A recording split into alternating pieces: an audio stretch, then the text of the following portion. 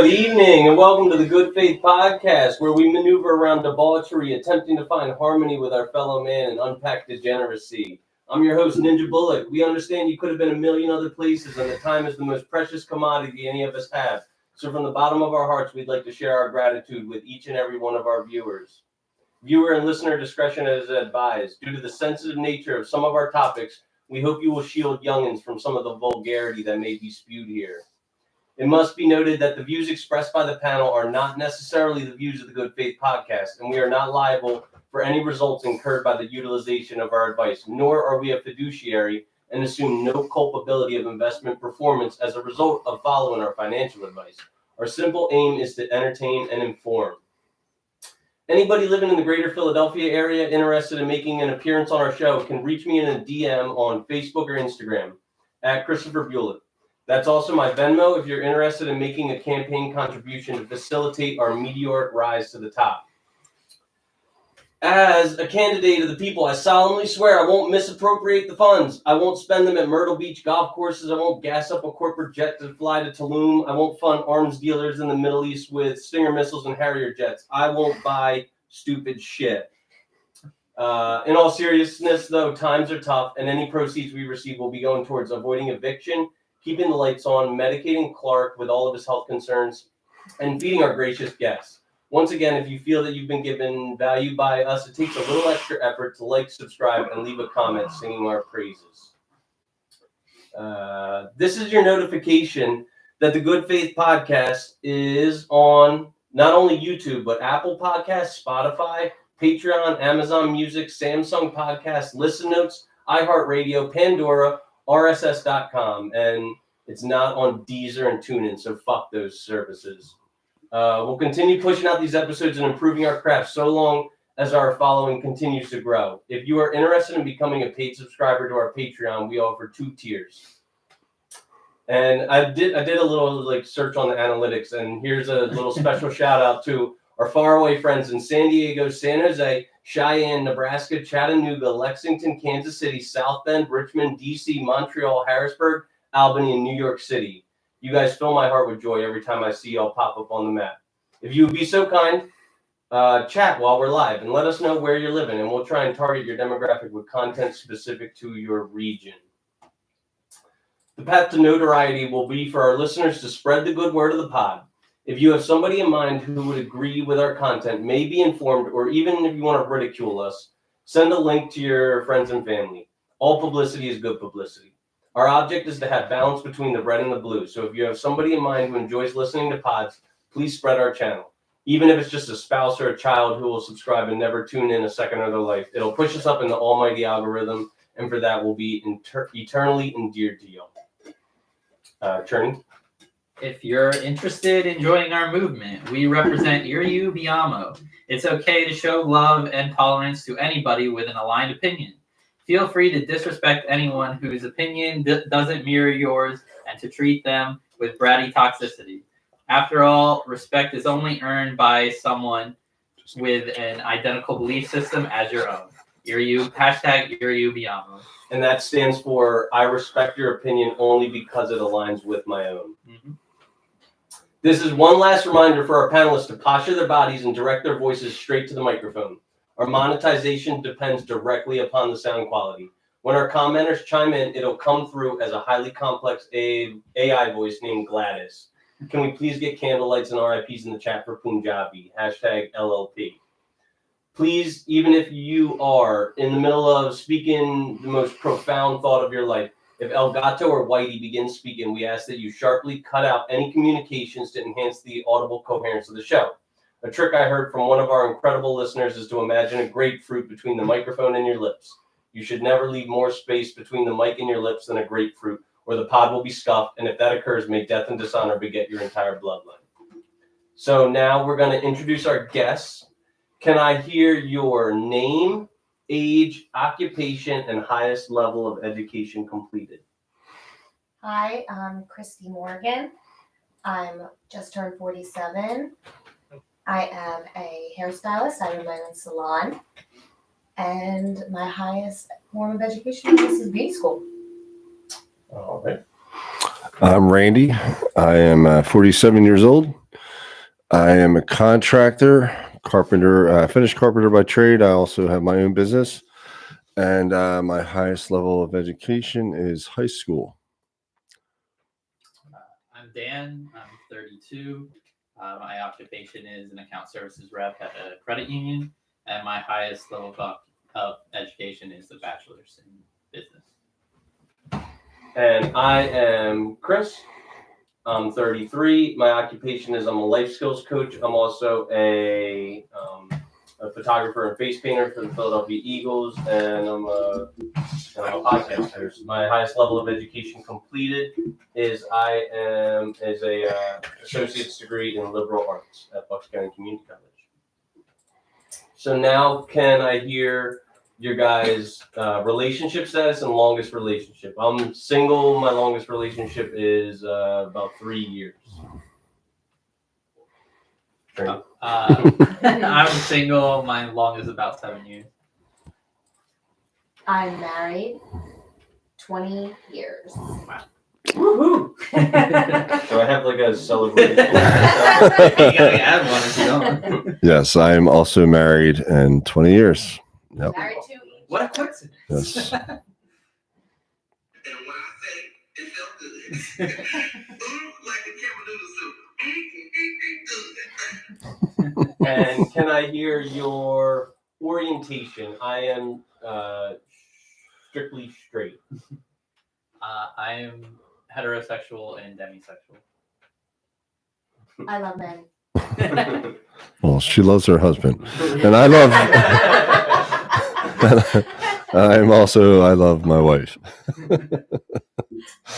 And can I now hear your spiritual beliefs? Are you Christian, Catholic, Jewish, Muslim?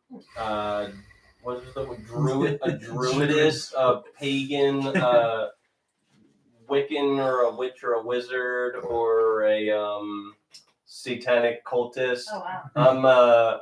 I identify as a non-denominationally Christian. I would identify as being spiritual. Okay. I'm trying to find myself in all the things you just mentioned, but for now, I am spiritual. I am agnostic. All right. And if you don't feel like disclosing this, you can. I want to know your political affiliation. If you don't have a political affiliation, the anarchists, which I identify with, are looking for members. So, are you? I'm an anarchist, but I'm not the kind of like anarchist that wants like bedlam and havoc. I just want no government involved in my life. That's just kind of the result. I was always a third-party voter. Thinking I'm going to be Republican this election. I'm definitely independent as far as political parties, and that's all I have to say about that. I'm Democratic Socialist. All right. Now, I apologize for this long, drawn-out diatribe. I will try and make this the last one that you hear. So we have some ground rules for the show, so we can keep the code of conduct really, above board and smooth. So, rule number 1 is respect. The Good Faith Podcast endeavors to harbor a culture of respect. Although some topics may be contentious in nature, it is of paramount importance that a general good faith exists between panel members. It's perfectly acceptable to attack another's opinion or mentality, but ad hominem attacks are strictly prohibited. An example of this prohibition would be Billy. That's the dumbest thing I've ever heard, not Billy, you're the dumbest person I've ever met. Rule number 2 is honesty. Upon your arrival on the show, it's expected of you not to be deliberately obstinate. Due to the complex discussions that we embark on, a certain level of creativity and imagination is necessary. The above withstanding, you may be asked to step outside of your worldview and think of things from a hypothetical perception, and if asked to, a stubborn, I don't know, or deeply entrenched failure to conceive alternative ideas is harmful to the good spirit of healthy conversation. We hope to avoid echo chambers where the room is parroting each other, and we also hope to avoid creating some like intellectual Charlottesville where 2 opposing groups are shouting across the table at each other without ever attempting to consider the other's position. Panel composition is deliberate. And to avoid piling on to one member, please just remember opinions are like assholes, and yours is as apt to be wrong as it is right. Rule number 3 is trust. We trust that our guests on the panel will refrain from any hate speech, ill will towards celebrities, particular demographics, and any other general avoidance of anything that can be considered a violation of the terms of service of the platforms and publishers that we choose to post on. While in its infantile stages, the Good Faith podcast is already video archived, so nudity is strictly prohibited. And in efforts to preserve our reputation, we request that guests of the show avoid intolerant language, like no calling Italians, Guidos, greaseballs, guineas, dagos, wops. The only wop that we want to hear on the show is wet ass pussy. Okay, so you're appropriately whopping, which means your pH levels are perfectly balanced. Eat it up, Edward. What'd you charge? No religious persecution, even though Scientologists, I'm sorry, they're kind of fucking stupid. No terroristic threats. Any other kind of bad faith derogatory communications. No ableism. All jokes aside, I really do detest the use of the F word, the N word, and the R word. El Gato may periodically chime in with popular culture sound bites and may even go as far as dropping an N-bomb, but if you'll note, they, them are black. That's their word.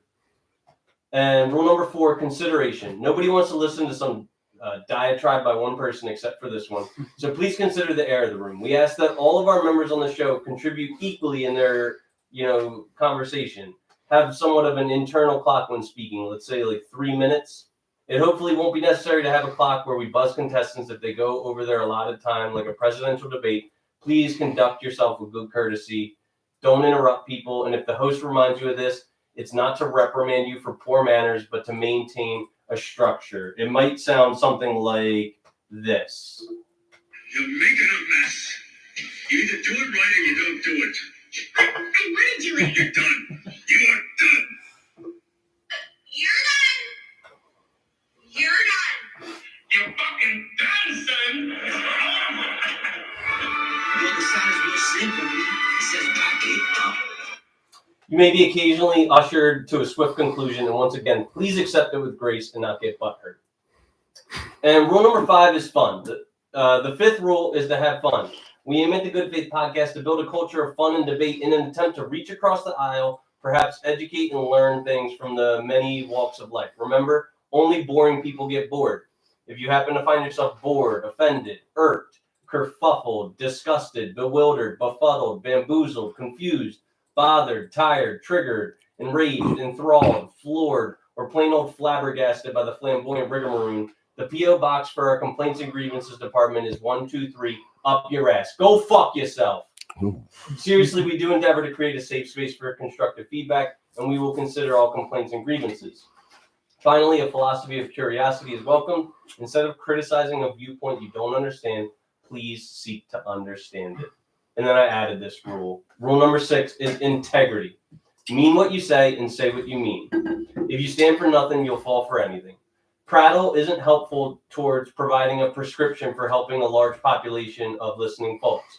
A lot of the controversial topics are phrased in like a binary form. So like, would you rather this or that? While the nature of most opinions falls somewhere in the middle of 2 extremes, we ask you to please try and identify which pole you lean towards. The purpose of this is because we aim to build up a large enough sample size and submit data based on our findings. And while you can't graph, I don't know, it's a little bit of both.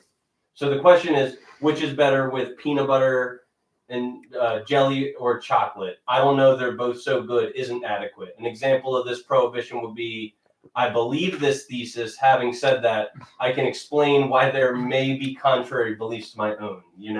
Does that make sense to everybody? Yeah. Yeah, the answer's chocolate, though. I say jelly. Or wait, yeah. I say jelly. All right, so now I like to do this to kind of get people to step out of their Comfort zone? out of their like perspective of, especially if I have like some married folks on here. So this is called the delusion calculator. Wow, And I want- question. Yeah. Would you ever have a scientist on the podcast? A Scientologist? Sorry. Yeah. Yeah, and like if I did, I would not say. You would eliminate that part from the diatribe. Omit that. Okay, so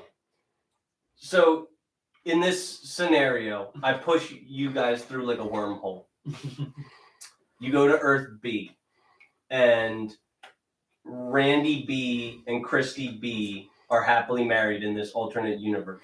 So like, the only way that you could be with them is if you murdered yourself in another universe. Or you could choose to like go back on the dating market and tell me your preferences. Okay. So, Kristi, do you want a man or a woman on Earth B? Man, Man. for sure. Do they want kids? One. Either yes or no. Yes. Yes. Okay. Age range. 40 to 55.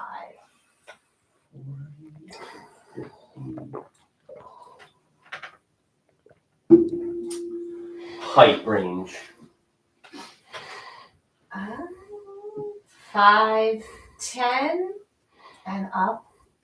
All the way up to like an 8-foot man. I mean, yes. Okay. Yes, even better. Their minimum income.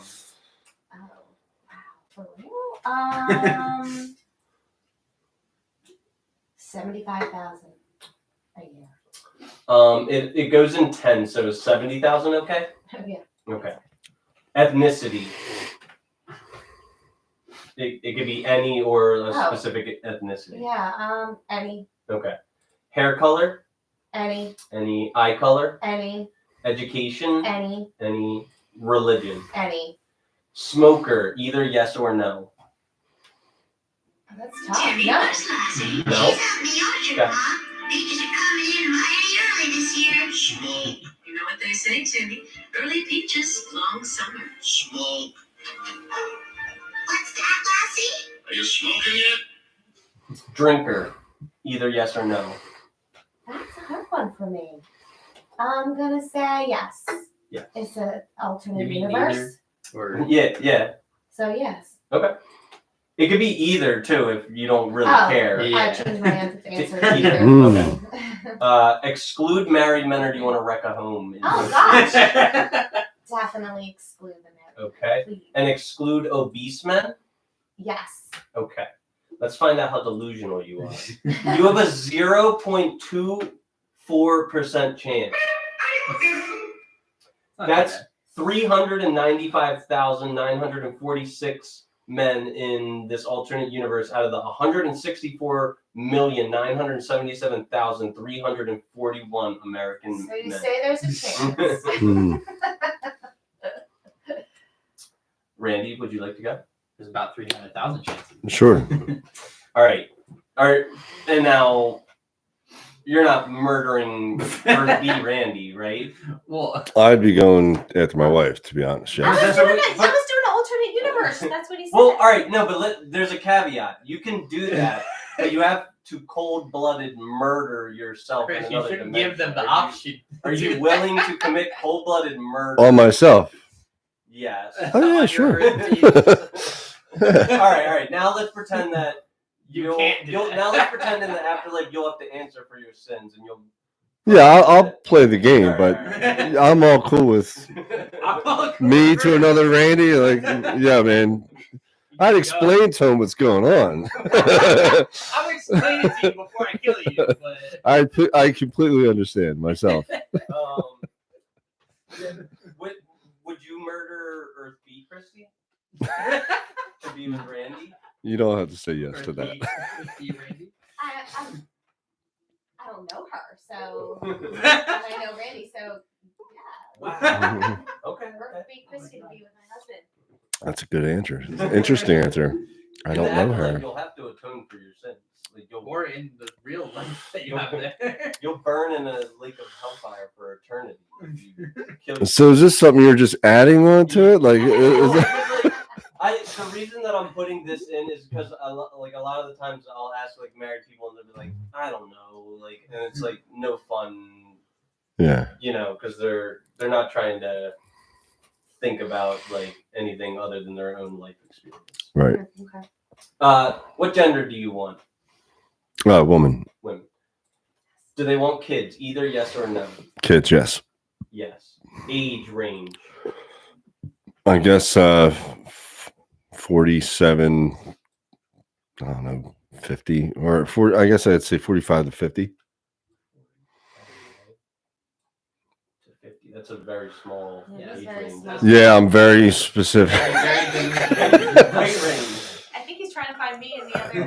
I'd say like, anywhere What's your from, height? yeah. I 5'9", 5'10", around that area. 5'9", and to what? Let's go 5'7" to 5'8". No, seriously? Yeah, I don't know why I said 5'9". What am I thinking? That's Delulu. Is that really what you want? Yes, 5'7". This is gonna be a straight up What's your Specifically. maximum? I guess 5'10". You're gonna be so delulu. He is. I already know this. Minimum income that you must earn. Minimum income that I must That earn. she must. Oh, earn. that she must earn. You're a woman. Oh, no need for that. I Zero? mean, Okay. yeah, it can be 0. Ethnicity.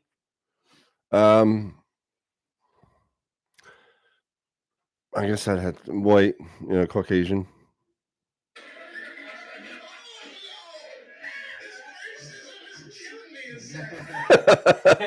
That's racist. Hair color, I'd say blonde, but she can change her hair anytime she wants. I'm very careful with my answers. Sounds like a hairstylist. That you want, right? You don't have to. No, I'm dead serious. I'm serious on this. That's a hard boundary. Blonde.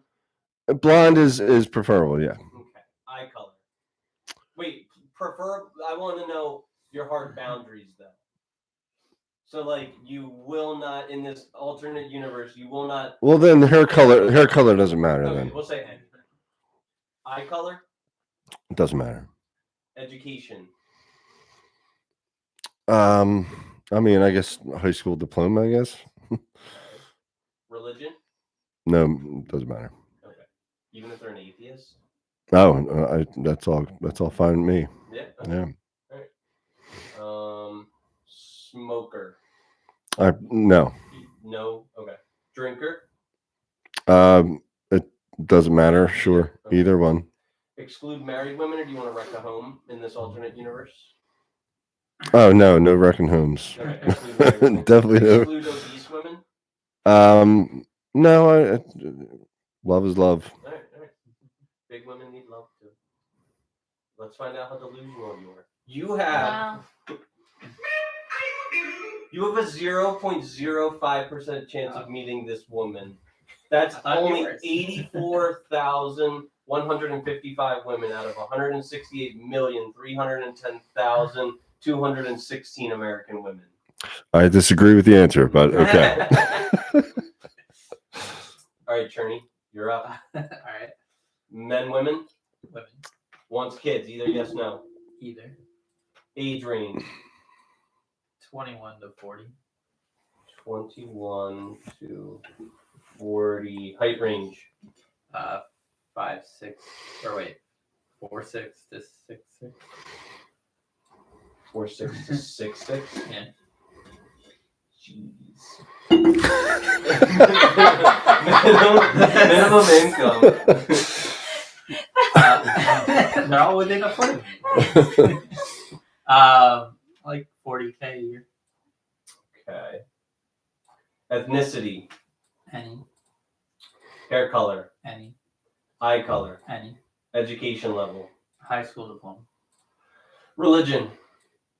Any. Smoker. No. Drinker. Any. Exclude married women. Yeah. Exclude obese women. Yeah. Okay. That is 0.74% of women. That's 1,245,496 women of the 168,310 or 168,310,216 American women. I'll take it. Have you taken this test already before? So do you try to beat your score every time you do this? I feel like it's. Mine's been going down. All right, let's see if mine. Let's see. Women wants kids. Yes. Age 18 to 26. Height range. Yeah, we'll go 4. I like 4. The 4'6" sounds good. 4'6" to 5'6". Minimum income. I don't know if that's important to me anymore. I'll say like 20,000. Ethnicity, any. Hair color, any. Eye color, any. Education, any. Religion, any. Smoker, either. Drinker, either. Exclude married women, yes. Exclude obese women, yes. I'm the least delusional. I got a 2.8% chance of meeting her. What? What did you do? What did I do to decrease my delusion? I took my minimum income down to 20,000. That's definitely like the least that I've ever. What's your height thing? 4'6" to 5'6", so I have like a slimmer shorty. window than you. But most women are smaller too. Yes. And did you say no for smoker? Yeah. I think I said either for smoker, so that gives me a little bit of an advantage. There are quite a lot of smokers. Yeah. So I have 4,712,686 women to pick from. So if you're one of those women, hit me up. DMs are open. Cherney, what's the next thing that I have bracketed for you? For me, are you proud to be an American? Is that okay? I think that's where we're. I don't know where we're. Are you guys proud to be an American? Absolutely. Yes. Yeah, America. Cherney, are you proud to be an American? Sure. Me too. I just don't specifically think like being born in a specific country makes me like more prideful of that specific country. But I'm fine with living here. I like it here.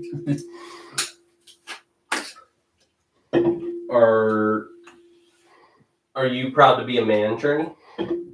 Sure. Well, I feel like that's like the same thing. Like I'm not specifically proud to on the luck of my birth.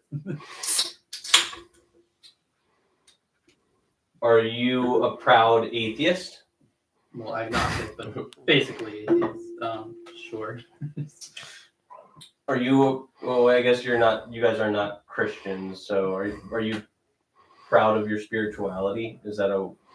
I mean, I wouldn't say that I was proud of it. I just think it's part of a small part, of my life. I would like to be more spiritual, and Randy's been helping me with that lately. Yeah, it's more spiritual than I am. Yeah, it's a lot about growth. Pride is, I don't know, I never thought about that. I mean, if it's like, I don't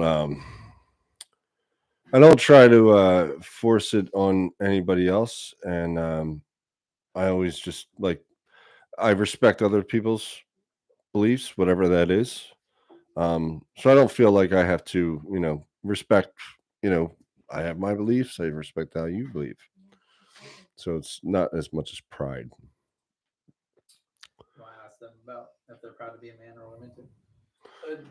Are you proud to be a woman? I am absolutely proud to be a woman. We talk about this in my salon. I love being a woman. I mean, there's vast differences between men and women. I think a man should be proud to be a man, and a woman should be proud to be a woman. But if a woman wants to be a man and a man wants to be a woman, I mean, I'm cool with that too. But yeah, no, it's definitely a girly girl and a girl's girl. But I like men. Randy, are you proud to be a man? Yeah, I think I'm, Dan, right? Yeah. I think I'm the same way. Like I'm just a man. Like I don't really. I when it comes to pride, Well, you're just an American too. I love. I definitely strive to be. For with family, I want to be able to provide. I try my best to stay as grounded as I can. That's where spirituality comes into it. Um, there is that idea of men. I know this is it like my views have expanded obviously, but my whole life it's the idea of a man was always about this like strong, protector of the family, the provider and stuff. There's a very narrow idea of what human beings are, obviously, but it's still part of me. Like the pride is like I'm glad I'm able to do that, to be able to provide as much as I can for my family. I don't know if that makes sense. I know he is. Not always like in a good way. The funny thing is, like, she says this, but I'm like, I don't hunt, I don't like cars, I don't watch sports, like, but No, like you're all like you're very manly. I do grunt a lot. He does, and the older he's getting, the more he's grunting. He go down and pick something up, it's like, I feel that. exhausting. Do you want to drool over Randy anymore? Oh, is that me drooling over I you? feel like it's a good thing. See that, Randy? Okay. Lay it on real thing. So the title of this episode is what is it? It's like The Secret to Evergreen Love, because you guys are celebrating your 20th anniversary. So I wanted to like pick your brain about how to achieve that, because it's very rare these days for marriages to last like Mhm. I definitely can help with that. And I think the affection that you guys show each other is definitely good. Yeah. Do you? So this was a topic that my one friend asked me, and I wanted to bring it up. I apologize. Do you guys suffer having white guilt? Definitely not. I don't actually think about that. Okay. As a female, I concentrate more on just being safe. I walk my dog every day, and she's a large German Shepherd, but always on guard. I'm always looking out for my surroundings. That's where I'm more focused. I definitely don't suffer. Okay. Randy, do you suffer white guilt, you white devil? Absolutely not. Okay. Journey, do you suffer white guilt? I wouldn't word it as I suffer from it. I do acknowledge that white guilt can exist, but I don't necessarily think of it as a bad thing. I don't feel like I'm like in a bad position because of other races being in a worse position. Okay. I think of it sometimes. I definitely believe that I have certain advantages in like American society because of my whiteness. I don't pretend that it doesn't exist. Yeah. But calling that suffering? All right. Well, experience. Yeah. Do you experience whiteness? That seems more fair. Yeah, I feel anybody that has any guilt over who they are, that's something that I hope that they can overcome that. That's not a good way to live. And I guess a lot of people do. Unfortunately, I don't know. Can masculinity be toxic? I mean, absolutely. A man can take his masculinity too far, and a woman can take her femininity too far. Mm-hmm.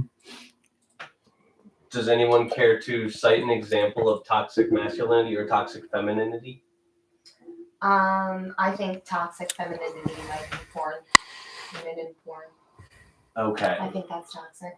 what for being society. like being too like what would they be doing that's like toxic? Like Well, there's been studies done that it affects people's brains in certain ways, and desensitizes men, desensitizes their ability to have sex. It, of course, objectifies women, and it's. I'm not saying that no one should ever watch porn. I'm not trying to say that. I'm saying a unhealthy relationship or having an addiction to pornography is a problem, and women putting themselves out there, I think that's also a problem for them. So I have this question. I don't know if this is weird, but which is more frowned upon in God's eyes? Me masturbating to pornography or having sex out of wedlock? Interesting. I think God forgives and understands. Men and women do things for a reason. They are raised certain ways. They've seen certain things from a young age that makes them behave in a certain way. And if there is a God, if there's not a God, I think ultimately there is a God. I think he understands what you've been through in your life and that he's forgiving. So, all right. So which is more like toxic for me to like masturbate or have, sex? Depending on how much you're masturbating to pornography. But I mean, there are people that do it quite a lot that I know about and like let's say with people, and it becomes an addiction. So I'm gonna say masturbating to pornography is more toxic. Yeah, absolutely. All right. What if? I mean, if you're having sex out of wedlock, you've graduated to that next level there. What if I'm like having sex with? What if I'm either masturbating once a week to a different video every time, or I'm having sex out of wedlock with a different woman once a week every time? I mean, Wait, what if it's the same video? Well, once a week. Yeah. It gets boring, but like, I honestly think there's a level of respect for yourself. So if you're having sex with different women or men once a week, that you start to desensitize with that. Yeah.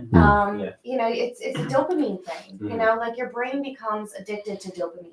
So if you're constantly feeding it that type of dopamine, then you're going to want more and more and more out of it. And then if you're watching pornography and you're having sex with somebody, it's not going to give you the same dopamine hit because your brain is used to that type of dopamine. So, these men want more and more and different kind of things and different kind of positions and different kind of, bring this.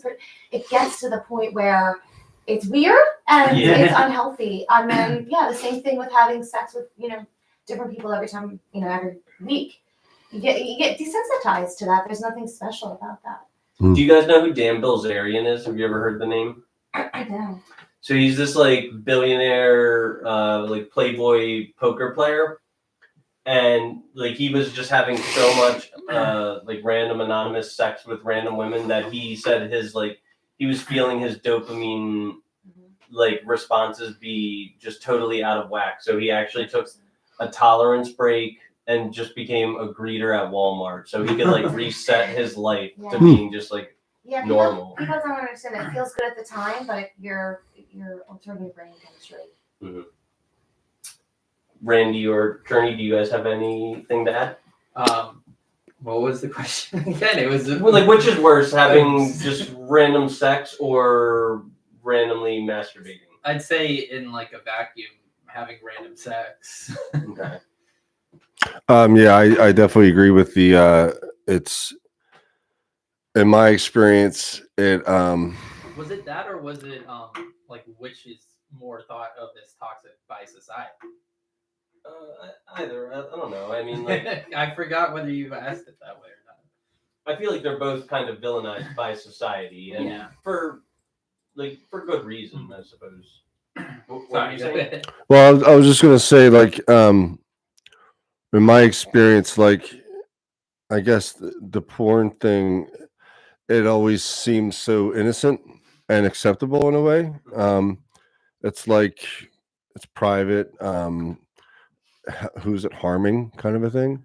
But like Kristi was saying, like that can become, the problem. It's like I'm not satisfied almost, and especially being in relationships, it's like I should be putting my mindset to the woman I love rather than having this fantasy, yeah, artificial. And so it's in my experience, like I'm not an advocate for everybody should stop watching. It's just it can definitely get it can hurt others. That's definitely where I always what I've learned, where I thought I was being completely innocent and stuff. It's harmful to especially in relationships. um I know I'd feel a certain way. It's like if my wife was, what I mean, I'm like, why you need to watch that? Like, you got me. Like, it's like it's and you don't sometimes people don't consider that because you're thinking like, oh, it's completely innocent. Like, she don't mind. She don't even know. Like, what doesn't know, what she doesn't know doesn't hurt her. So that's like where it starts. Lust is one of the seven deadly sins. And the same with pride. And so that's where it's like it can become an issue. And it's like when you get married, you make that decision to be married with somebody, and you're thinking this is my whole life, right? But then you start acting out in certain ways, and it starts very small, like that, like we just said. You think you're doing something innocent. And I'll just finish by saying, I've learned, or I've watched a lot of testimonials from people that worked in the porn industry, and it's not pretty. I was gonna bring that up as well. I'm pretty sure there's like a higher suicide rate in the porn industry for Yeah. like actresses. Absolutely. Sure. And of course it's the scales are it's higher for the women. They can't control once, and it's not like, do you want to stay on? No, it's like, you're done, you're out. You reach a certain age, they boot you out right out of there, and you have no control over what you've done. And it does go both ways, and I've watched testimonials on for men and women. So it's hurtful. It can be definitely hurtful. But with that said, I'm not an advocate for it. I'm just based off my own experiences. Warning for porn virus scam. I'm waiting for porn over here. Is your identity your reality? If it's not, is it delusion? So, all right. If I identify as a millionaire, 7-foot man, am I? Or am I delusion? Or you're not. If you were saying that you were, That I identify as that. I mean, in your mind, you are welcome to identify as yourself, but reality, you're not. Mhm. So your identity is your reality, but from the outside, in your mind, I guess you can play games with that. Mhm. You can play games with your mind. Trini, what do you say? I'd say if you're getting about genders with this, it's a different discussion. I wouldn't say that's the same. But it's not with race? Like, can somebody identify as transracial? Not really, no. Why? Because their race is their lineage. The gender is a spectrum that you kind of it like things that you believe are masculine or more feminine, which one you identify more with. See, I think that it's because race is a social construct, and gender, or what is it? Sex is not a social construct. Like, if I cut open a man and a woman, they have different. Why is race a social construct? I don't know. But what do you mean it's a social construct, though? You think we just decide?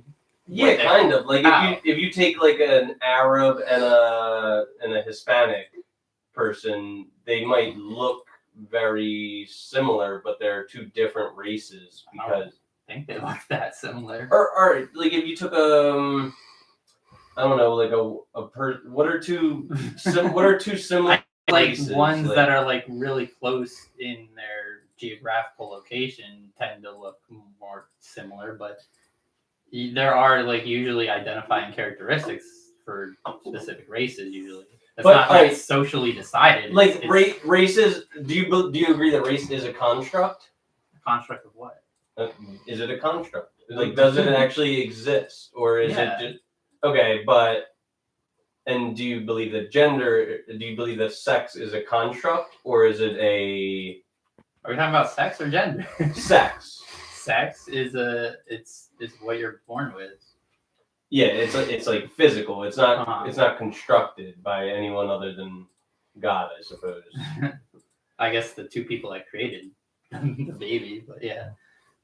Is like if you took a man and a woman and you examine their blood, they would have different chromosomal differences. But if you took like a black person and a white person, they might have the exact same blood.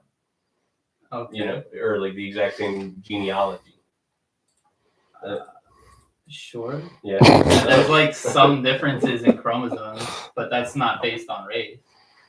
Yeah, that I don't know. I just all right. Like it seems like it's. So I want to once again respectfully tread around this topic because I got into like a little bit of a debate with my best friend about this. Okay. Who's your best friend? Right. Yeah. One of my I best guess friends. I'm not even. One of my best friends. So Genesis states that the earth is roughly 6,000 years old. Is this harmful? Oh, this one. Is this harmful to enlightenment to develop such a literal interpretation of Scripture? If irrefutable proof surfaced that the earth was older than 6,000 years, would developing such a strict adherence to Scripture become as harmful as, say, believing the earth was flat? I have received criticism that I pick and choose parts of the Bible that appeal to me and discard the rest like a buffet. Is there a real value of having a God personal to yourself and not like just going with a one-size-fits-all God? Can I answer that? Yeah. I definitely feel that you can personalize your own higher power. Because do any of us really know for sure? Like really know for sure? No. And I think that there's a reason why we don't know for sure. There's a reason for that. So whatever God or higher power that you choose or you believe in that's going to benefit you in your life to enlighten yourself or better yourself, I think that's a good thing. And if it's not hurting anybody else, what? You don't know me. You're God.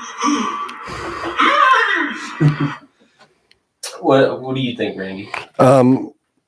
What's the actual debate? I'm kind of confused with the. So in the book of Genesis, it apparently says that Earth is 6,000 years 6,000 years old. Okay. From now or from like when it was written? Jesus was. Either way, it's like pretty scientifically Wrong. false. Yeah.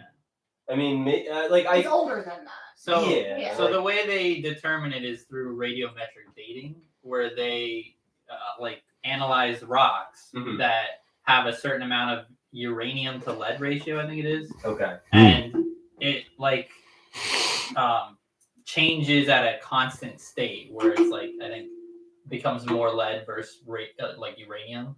So like using that constant rate, they're able to like mathematically measure how much the Earth has been in existence. Okay. Yeah. So what it's like 2 point something million or billion. Yeah, that's I think amazing. it's 2.4 billion. I've watched like shows about that. It's like 5 billion. so I remember hearing things like that. It's amazing that they can do that. I never really considered how long the Earth has been. You know, it's never been I'm like, I don't really care how long it's been. What Genesis has to say. What is Genesis again? The Genesis is like the first page. Like God molded the earth. Okay, so it's like day one. Yeah. Boom. Yeah. Yeah, the Bible. I haven't really gotten a whole lot into the Old Testament as far as just out of like reading. But I'm like but your books over there, I don't have nearly a quarter of those books. But like reading something like the Bible is I've always been interested. But like New Testament always like that got my attention more than Old Testament. So. Same. I don't really the whole Genesis stuff and those kind of arguments. I'm like, I'm not even arguing this stuff. Why am I arguing that? It's like, because I agree too. It's like we don't know. The biggest question of life is what comes next. Why are we here? What's our purpose? My upbringing was this is who you believe. This is who God is. This is what the rules are. This is what you can't do, what you can do. This is how you're supposed to dress. This is how you're supposed to pray. Eventually, I was like, I don't want to do that anymore, or be told what to believe and all that stuff. One religion saying no, our God is the true God. Another religion saying no, my God is the true God. So I'm like, in a way, it's like I say, like even with politics, it's like the left is the right party. The Republicans are the right party. I get so like, I listen to both sides, and it goes to religions, and I'm like, you know what? I'd rather just stay in the middle because I don't know who's right. Because really, do you really like? You can say that, but do you really know? I feel like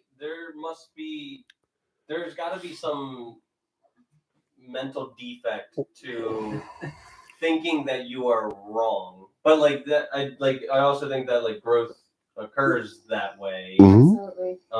But at the same time, nobody's going around like I'm wrong about this. I'm wrong about this. Like, Well, what kind of a belief system is that? They would, if they're thinking that they're wrong, they would basically be changing their views. Like they would then think the opposite. And think they're right currently. Yeah. So it's not like exactly thinking you're wrong. It's just changing. Yeah, the your smartest view. people don't always think that they're always right. They're always open Hmm. to more They information. question Yeah, they things. question things.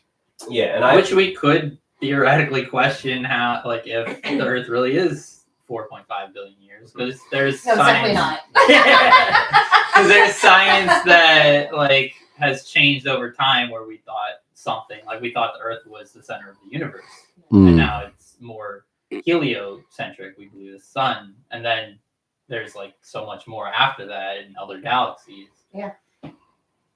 yeah, this all came up because I was having a discussion about my faith with my friend who's like a devout Christian, and talking about how I wouldn't mind marrying a Muslim or I wouldn't mind marrying a Jew, and he he started to get on me about how I'm living in I'm not living in accordance to like scripture and stuff like that, and then Hmm. I got a little bit defensive, got a little bit argumentative, and I was like, well, Did you ad hominem him? no, I had hominem the Bible, sorry Bible, but I was like, well, what do you think that the Earth is actually 6,000 years old? Not thinking that he was a new earther, and he's like, yes, and then we got like down this rabbit hole, and I was like, well, do you think that Sarah actually conceived a child at 90 years old, or do you think that Noah was? Do you think that Moses was 360 years old when he died? Yeah, I think Abraham was even older, right? Abraham, yeah. There was one of them that was like they lived like a long time, But then hundreds. But then he got me back with like a zinger. He's like, do you think that Mary actually conceived without having sex? And I was like you got me there. me.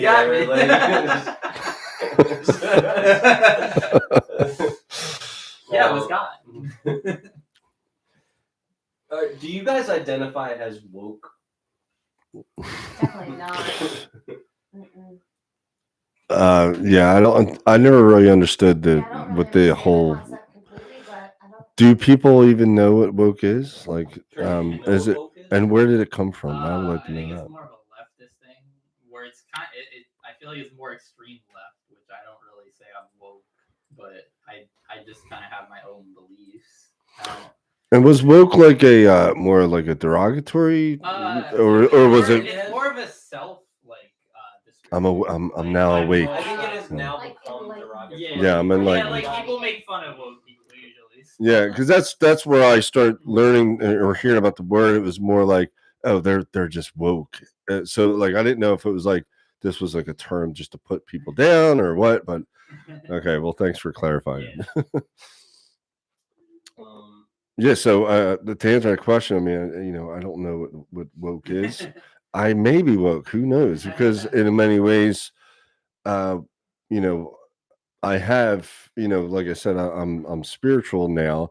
I wasn't spiritual, 4 or 5 years ago. So in many ways, I have awakened to certain things. Yes, But that's not what. Yeah, in that's this what you that mean. is. in like our society's context, it's like being linked to more liberal identities, kind of like I can't think of one specifically. Hi all.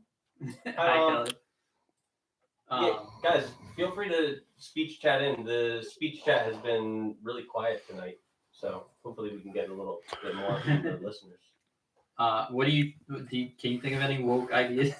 Woke ideas, Like ideologies. I guess gender, like the whole transgender thing's more woke.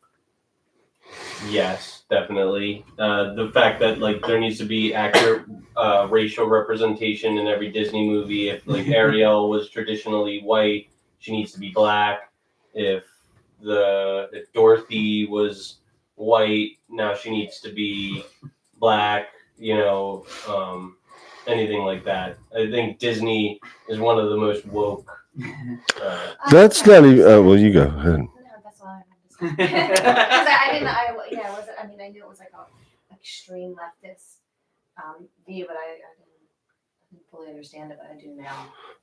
I was just going to comment. I'm a movie guy, and I just wish they would stop remaking things. Come up with new ideas. Yeah. Stop stealing our '80s movies, man. And then making them worse. Step off. Like it's not even. They're not Like, even improving. It's not even the fact that you're changing the character, like because in some things they're just making sequels with the same character, like Toy Story 4. There need to be a Toy Story 4 with a spork as the toy. Yo, Forky? Are you talking about Forky? I think it's Forky, but.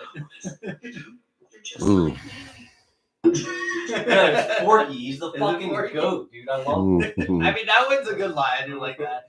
But that movie was just kind of boring, especially compared to the first three that were all really. Like the first two were really good. Third one was pretty good still, but like they kind of just went down from there. And I'm 47 years old. So I'm not. I didn't just become aware of most of these things that people are saying, like, oh, these are a thing now. I mean, right? Can I say that? I mean, I've always been aware that there are people that, yeah, Tootsie was a huge movie. That was more. Dustin Hoffman. That was more about, I guess, the plot, that wasn't like, he wanted to be a woman, but he felt like he had to, he was trying to get work as an actor and he couldn't find work. He knew he could play this part as a woman, so he dressed as a woman to get the part. But yeah, we've always heard of people that identify, and so it's like this isn't new, especially I think as a society in America, it's like it's been growing and getting better and better for a long time. We're the fastest. I mean, from what I heard, we're the fastest country that's been, that's been in that growth. And when of course, there's still more to do, but it's like when people say like, "Oh, this is like younger generations," like, "Oh man, this is a new thing." I'm like, no, it's been around forever. I think it's because it's been like gradually more open. Yeah, maybe. It seems like more and more people are coming out, and that's fine. Like, do what you gotta do. So speaking, while we're on this topic, who's the most insufferable Disney protagonist? You're asking the wrong people. Yeah, we don't watch the. because we had one son and he was not really into Disney. Yeah. We're not wrong people that's Like, do you know any? You know, The Little Mermaid. So, like, the best villains? No, who's the worst Oh, guy? the worst good guy. Yeah. I don't know. I had one, and it's like escaping me now. I can't remember what the fuck I was gonna say. Oh, actually, all right. Trini, do you have one? Do you have a new one? A new one? Yeah, we should try. I didn't. We should think try and back. actually, Olaf is so annoying This is for Frozen. the snowman. Why? So I never seen that. He's a fucking dork. He's just dorky and like I don't like his voice, to be honest. It just You do? You're just So you're looking for the Jar Jar Binks? Yeah, of basically. Disney. Okay, got it. I mean, Jar Jar Binks is Disney now, right? Okay, that's my answer. That character was so annoying. There's a fan theory that Jar Jar Binks was just a secret Sith Lord the whole time, and because if you rewatch it, he's like always fucking shit up and making the rebellion have obstacles and shit like that. Who's the most redeemable Disney villain? And I'll say Gaston. Why Gaston? Because Not Belle really. because Belle has Stockholm syndrome from the Beast. He's really this Yeah, this, but Gaston's like an egotist. Like he's Yeah, not. so what? redeemable. Like, he's but got- why does Belle's action make him redeemable? Well, all right. So the most insufferable Disney protagonist, Belle. The most redeemable Disney villain, What do you- Gaston. He's just trying to provide for Belle. He knows that he would be like a good. But he good wouldn't. guy. He's a He wouldn't. narcissist. He's so the quote unquote narcissistic. nice guy. Like he's not He's real. gonna be terrible at a marriage. To be honest. Yeah. You know that's true. What are you hating on Beauty and the Beast? I'm hating on Beast. Actually, Beast is kind of toxic. Beast is so toxic. He exhibits toxic masculinity. He literally imprisons her. But he changed it. So He's Beast redeemable. Beast showed that you can change the one woman that you love. He does have a redemption arc, which makes him, by definition, Redeemable. he can still be insufferable while being redeemable. I just think Gaston is redeemable because he's really just trying to I think you need to save rewatch Belle. Beauty and the Beast because I don't think he's that redeemable. He's just trying to save Belle. All he does is from- look in the mirror. Yeah, no. he likes himself more than Kate I'm M says concerned that that's Mufasa. who you picked. Kate M says Mufasa is the most irredeemable Disney. I think redeemable. I don't think Or we've is ever she- saw. is she No, saying the something? most insufferable. The most I didn't even see insufferable Beauty He's and a the Beast. villain, but he's a villain. He's not a protagonist. No, Oh wait, no, Scar. I'm thinking of Scar. Sorry. Mufasa is. I would think Simba more than Mufasa, but he's, I guess. It's funny that Simba just couldn't wait to be king. But he never thanked Scar for speeding up the process. But then he also hated being king. Like I just want to lay around all day. This Fuck would be it a up. good conversation for my sister. Yeah. Jennifer, my sister. She loves Disney. Yes, she should know all this stuff. Kate M. said, I am actually happy. What? She's actually laughing, I think, or something. I don't know. Would you guys rather be spoon-fed a nice, sweet, sugary lie or bite the raw truth off of the bone? I guess that would depend on the topic. So I mean, I'm like breaking my teeth on the bone. But sometimes, with little white lies, it's not so bad. Like, honey, do I look fat? They say that. No comment. Yeah, right. He's not No, I want to try. They say that men fall in love with what they see and women fall in love with what they hear. That's This why is women very wear true. makeup and men tell Lie. lies. I disagree with that. What? I disagree with that. You disagree with that statement? Now, People fall in love with their visual first. so you're talking about and fall in with love. their- Attraction starts with eyes. That's your first sense. But falling in love, it's more than that, I would say. Yeah, I'm going to stick up for men. We need a lot of help, I would say, or I needed a lot of help, I should say. I needed a lot of help. But that's what I feel. Yeah, I don't think love is just something that just happens. So Otherwise, it'd be love at first sight. I don't believe in love at first sight. Actually, that's a question we could. Lust there's at first definitely sight. attraction. Lust at first sight, sure. Yeah, and I think that goes the attraction we see. It's our eyes first, and I think it goes by man and woman. They see, oh, he has a nice smile. She has a nice smile. Those kind of things. That's what attracts us. That's why dating profiles are kind of the big thing, is to look at them first, and then you have the conversation of when you match up. Right. Do you guys think that men are more apt to pick a pretty girl than a woman would be apt to pick a handsome man?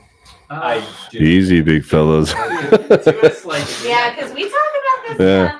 Yeah. And Randy, what, you do not think that there is a difference between how physically attractive men and women are to each other? K-Man said, I've been with my husband for 18 years and it was he sexy at first. Congratulations on 18 years. I'm sorry. I got this. What's the question that you just asked? Do you think that men are more visually? Oh yeah, men are definitely more visual creatures than women. Yes. So don't you think? Well, I'm surprised at your answer. I thought you would say it would be equal. No, I agree with that. Said, I must be a man then. So a podcaster that I like, Michael Sartain, describes game differently between a man and a woman. He makes the analogy that women game is I don't know, you guys aren't really football fans, so this might not apply to you. You might not get it, but he applies woman game to Calvin Johnson in his prime journey. Okay. Just chuck it up. K-Man said, that's bullshit.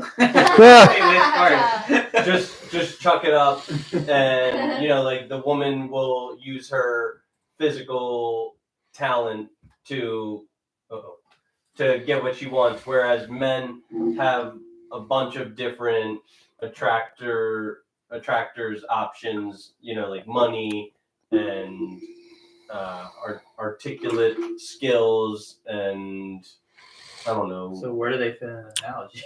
So they would be like the Denver Broncos with Peyton. They got a little Wes Welker, a little Eric Decker, a little Demaryius Thomas, a little Von Miller, a little CJ Anderson. Yeah, just a big array of a tool belt, whereas women are kind of pigeonholed into just being fit. Well, I think personality falls into there too, though. Yeah, for sure, and but men also need that. I think that's more of the getting into the door kind of thing. Beauty will get you more attention at first, but you still have to have a personality, or it's just not going to last. Yeah. I think it's ingrained in us because of evolution. I think that back in the day, men were looking for women that could reproduce easily and carry their child to term. So that was a certain body type. Excuse me. And women were looking for the men that could provide for them while they were, doing the thing back at the camp. Which would also be an appearance-based thing because of muscles. Sure. Yeah. And also their willingness to provide for that female. Mm-hmm.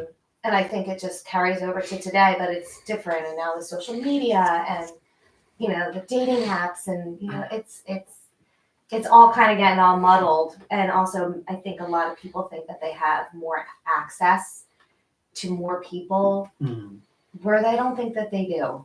I think that a lot of times dating apps give that false impression. K-Man said, money is not high on my list at all. You could be a shitty human and have all the money in the world, but you will most likely live an unhappy life. I mean, that's very convenient. Makes sense.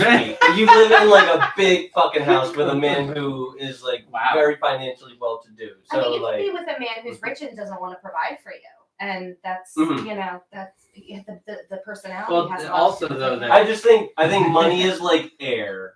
You need it to survive. You might not need all the air, but you need some air. You need enough air to breathe. Would you need it in Antarctica? Caveman said, Chris, when I met him, did I know any of that? No, like in your Katie defense. Crawford said, Oh, God. why does a woman need to be provided for? I like how fast it went So down. there's when a woman is having a baby, and she, True. she is. I, had a child, and I wasn't able to. Caveman said, Katie, I love you. So, it takes a village, and if you have Katie a Crawford husband that said, provides, love you, Kate. Like having their own and it's conversation. not always money. It's support, Mhm. it's safety, mentally being safe, physically being safe. So, providing isn't just money. Caveman said, just munching some carpet. The chat's lesing out right now. Does I love lesbians. does this kind of They're not even lesbians though. They're both is married to that a men. Chappelle thing? Like, I love lesbians. Does Darwinism apply to humanity? What's Darwinism again? Yeah, I asked that. Like only the strong Oh, survive. that's right. Okay. So It's been a while.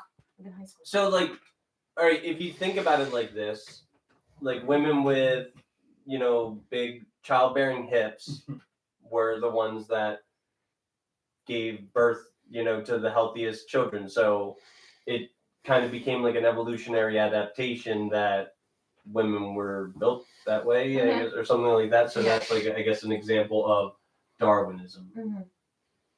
Does it apply?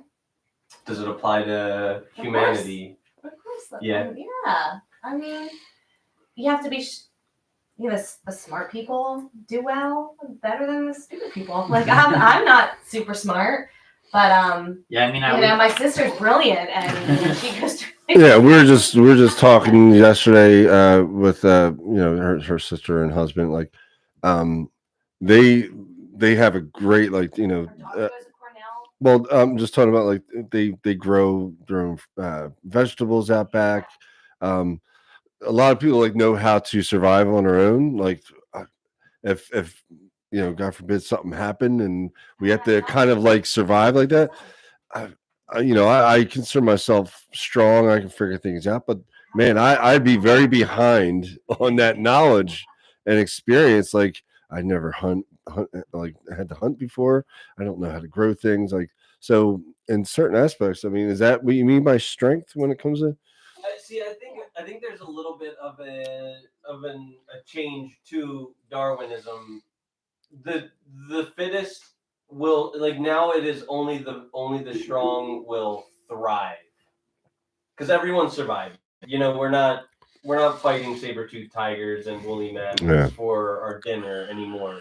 But like there are, like the people who don't have good traits are going to have a lesser degree of happiness. Yeah, interesting though. I mean, because average is average for a reason. Most people are average. Mm-hmm. Then you have people with really, really high IQs, but they're socially inept. So it all depends on, like, if someone's super well-rounded in everything, then I think that they'll do better. Yeah, the main thing is, like, when you're up against the wall, what are you going to do? Are you going to give up, or are you going to keep on going? Because that takes a lot of strength there. I grew up with watching Rocky movies, and that was always the theme. It's like, no matter how hard you get knocked down, because life is going to knock you down. Yeah, exactly. You're like, how are you got to keep getting up no matter what. You know what I mean? So that's strength. All right. This is a little awkward. David Osborne, who was like worth $100 million at the time. I thought that was the richest any human could be. We were on a walk, and he was like, "How much money do you have right now?" And I was like, "I don't know. I have $100K in the bank right now." He's like, "No. How much money exactly do you have in the bank?" And I was like, "Well, I don't know. I have to look." He goes, "You have to look?" He's like, "How much money do you make a month?" And I was like, "Well, about this." He's like, "You don't know exactly?" And I was like, "I also don't know that." "How much money do you spend?" I also don't know that. And he goes, "Money's a cruel mistress. If you don't pay attention to her, she will leave you for somebody else." And I remember hearing that conversation and thinking, let's take that one step further. So if all I have to do is follow my money, look at her, pay attention to her, and she'll grow. And he said, I can guarantee you, if 1 year from now, if you look at your money every single day, and you look at your spendings, and you look at your savings, and you think about an ability to grow goals, 1 year from now, you will be rich. Said, hey everyone. Hey, Joe.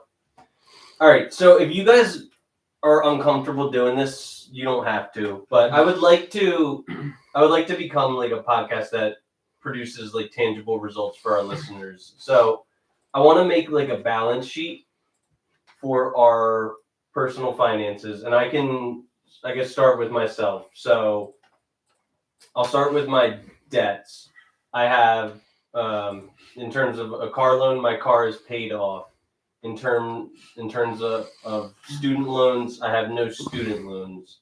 In terms of a mortgage, have no mortgage. In terms of what other kinds of debts could there be? I mean, I guess to make things simple, I have no debt. So, and I don't want to like humble. You owe me $5. I'm just kidding. I don't want to like humble brag about my assets, but I'll just say that my SoFi account is up 20% all time. My Vanguard Roth is up 16% all time. My CD is up 7.5% all time. I got about $3,000 in my bank account that's for like emergencies. I got about $1,600 of precious metals. And I don't know how much is in my 401k. Dude, pay attention to your money. I'm not being a good steward of my money. So I am a positive net worth. Are you guys comfortable? Well, we trying both to do own this? our own businesses. He owns two. He has a nonprofit and a construction business, and I own a salon. But I would rather not talk about Okay. our finances. Okay, cool. But I don't want to be Yeah. rude about it. I don't want to talk about It is a it. little. It's a little icky. Like do you guys know who Dave Ramsey is? No. Yeah. He's this like hillbilly who Hey helps. said, Chris read the room LOL. He's this hillbilly who helps people who are drowning in debt, like get out of debt. And I want to be somewhat like him, but I mean it's hard. He's a hillbilly? Yeah, he's a hillbilly. Yeah. he calls himself a hillbilly. So Where is he from? West Virginia? He lives in Nashville, Tennessee now. I don't know. I think he's from around there though. What are your guys' thoughts on a federally legislated minimum wage? Don't we have one? We have a minimum wage? I think, I yeah, thought it might be like $7.25. Yeah. Now. All right. So, what are your thoughts on raising that? I mean, I think it should be raised. I'm a business owner, and I had an employee, and I paid her very well because I want a good employee, and I think the better you treat your employees, the better employee you're gonna get. Yeah, I think it should be raised. I mean, these corporations that are paying $7, it's bullshit. Yeah, I couldn't imagine. It's ridiculous. I mean, I own a small salon, and that's very low, and it should absolutely be raised. The only thought I have on it is my first job was minimum wage. It was a starter job. But it was my first job. I was living with my parents, still going to school. I was in high school. So it wasn't like I needed, like, obviously somebody like as an adult out of high school family, there's no way they can live on that. But I look at minimum wage as a starter job. You don't have to stay there. I didn't stay at my first job, or I got raises as I stayed in that job, kind of a thing. Yeah, but a lot of these, McDonald's can afford more than $7. Well, it's so. Or $7. What was it again? 7.25 federal. Yeah. Well, it depends on it's. Is it your starter job, or is it if you're at a I still think you should treat There's no- businesses should treat their employees. I don't care how old they are or to be first. Let me put it this way. You treat them according according to what they're providing you as a business. You know, I mean, if they're just doing like a small little thing, like Well, that's what I mean. It was a starter job for me. It was getting me into the workforce. I never had a job before.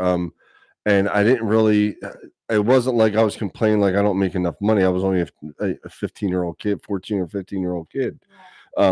Now I don't think, people should be paid that, that this is your wage and there's no movement from there. Of course not.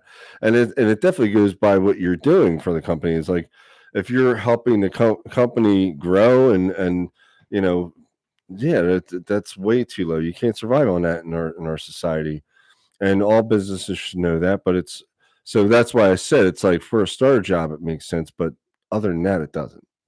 Yeah, I mean, So to be fair, there's also state minimum wages.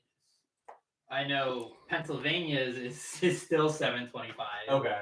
But like if you look at other states, they do raise it quite a bit. Like California's is 16, Connecticut's 15.69, DC is 17.5. what's New York? Do you have New York there? New York It's got to be one of the highest. Yeah. But I remember, Actually, I don't think I it remember is. I was dating, New York City. I was Look dating that a up. woman who lived in Ithaca and worked in Ithaca, New York, and is she 16. was making like the same that I was making in Pennsylvania. I think she might have been making less than I was making in Pennsylvania, and she was living in one of the top 3 most expensive states in the country. Well, to be fair, the majority of that is in New York City, and if you're going upstate, it's probably like It's still a lot pretty. cheaper. It might be a lot cheaper than New York City, but it's still a lot more expensive than Pennsylvania. Is it?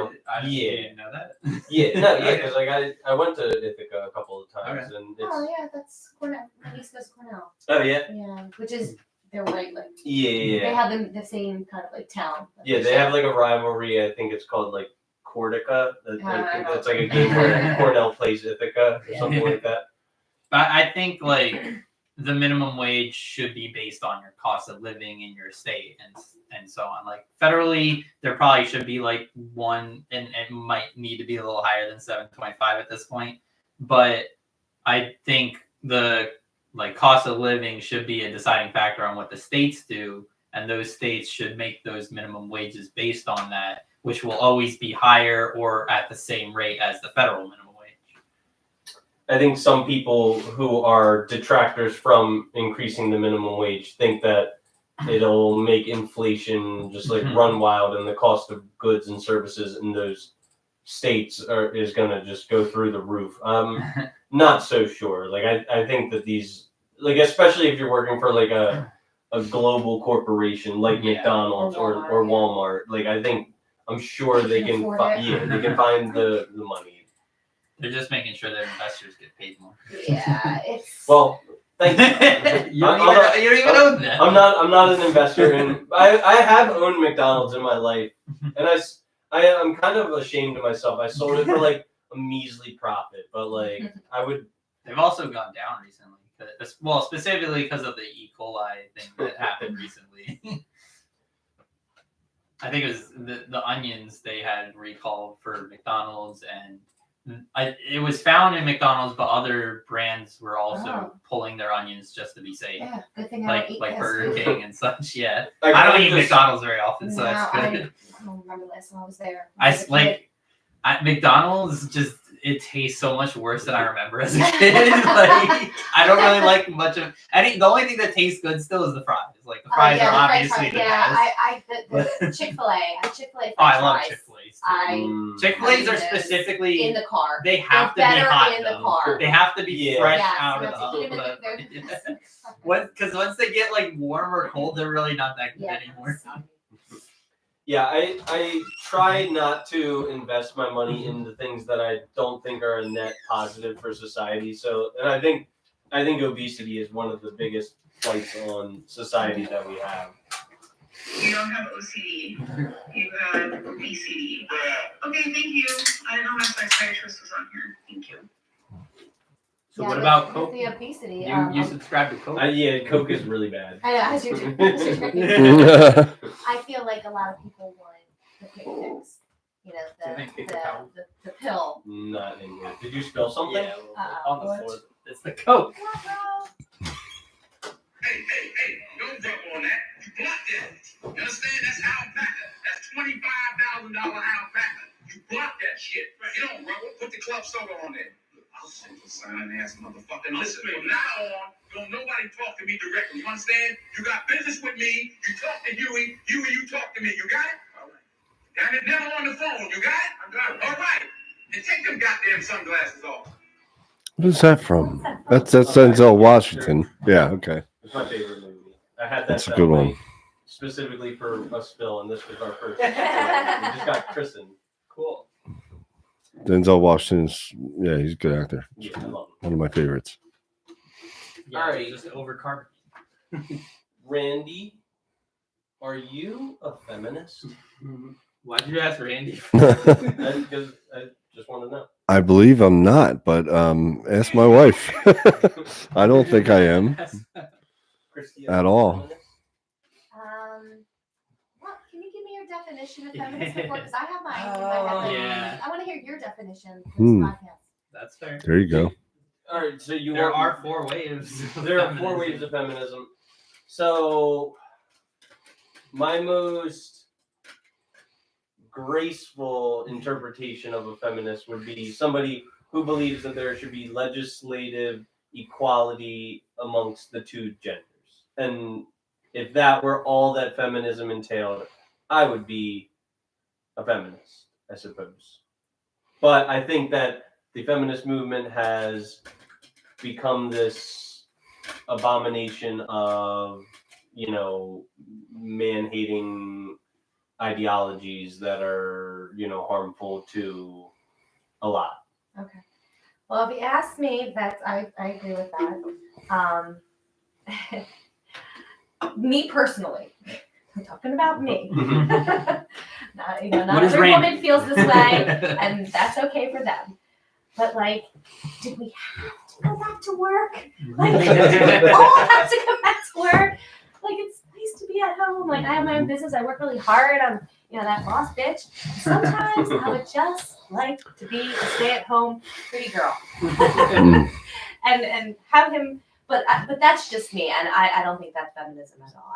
I am totally into women like myself that are boss bitches and they have their own business going, and they should be able to do that.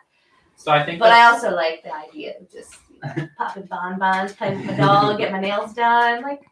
So I think that's a part of feminism is that you have the choice of being that boss bitch or just being a stay-at-home wife. That's a good way of looking at it. Yeah, I'm all about equality. So that's why, I never really thought myself as a feminist. It's I believe men and women should be able to do whatever they want to do with their lives. I think I'd call that an egalitarianism. What? That's way smart talk. Just someone who believes that both deserve equal treatment. Mm-hmm. Having said that, when you guys go on dates, who pays? Because I spent a lot of money on my makeup and my hair and the outfit that I wore. Mm-hmm. So Randy should pay for the meal. Does he just go out looking like a schlub to every date? His clothes do not cost Yeah, half as women much as mine. women definitely cost a And I lot have more on than he does. Yeah. It's the whole ist at the end of the word. I don't like to put myself in any category like I'm ist. Yeah, I'm not an ist either. But yeah, I guess The is part is so bad. I don't like to put myself in any kind of category. Because I'm all, I'd like to think as humans we grow, we learn and experience different things, and then we learn. Hopefully, we learn from our mistakes and all that stuff, and we learn about each other. As far as paying for, I never understood what's wrong with that. There has been times when she paid, and I respect that. Even though there's a little. Women should be able to pay for their man too. I don't think Yeah. there's anything wrong with that. Right. I agree with that. Can I make a? I think it depends on the dynamic. Can I make a request from you guys? Can we get a little more snug? Come over this Get way. close to my No, you husband. want me. Yeah. You mean You can turn that mic so it's more comfortable. Gotcha. There you Yeah, go. You see your I have Perfect. paid. But it makes me feel special and princessy Yeah. when he pays for me. And you know, we do this date thing now that we go out, we go shopping, and he lets me buy, you know, stuff that I want, Right. and then we go out to dinner, and that's just Hey, me. Kat I don't. said It's just She's a me. hardworking woman, and I'm sure she feels good treating her husband too. Yeah. Yeah. Yeah. Oh, absolutely. I mean, I take care of him, Oh, yes, absolutely. and but yeah, when he provides that for me, opening up the door for me, I'm a girl. I that makes me feel good. And again, it doesn't have to be all women. That's just me personally. I feel good. Like he's the man, and he's taking care of me. He's 6'4", 200 pounds. Right about that. Like he makes me feel safe that Joseph way. Fowler said, "Need some better lighting? I know an electrician." Yeah, we almost because we only have the light in the corner, really. Do you want to turn it on? Is that a What do you criticism, Joe? That lamp right there. Oh. Can you just like step on the little button on the ground? Let's see how this looks. Does it look? Yeah, it's definitely better. Does it look better? Yeah, a little bit. I think we need more negligible lighting over there difference. though, because you can't really see Randy. Randy, as yeah. Does male privilege There's a delay on it. exist? Is the question.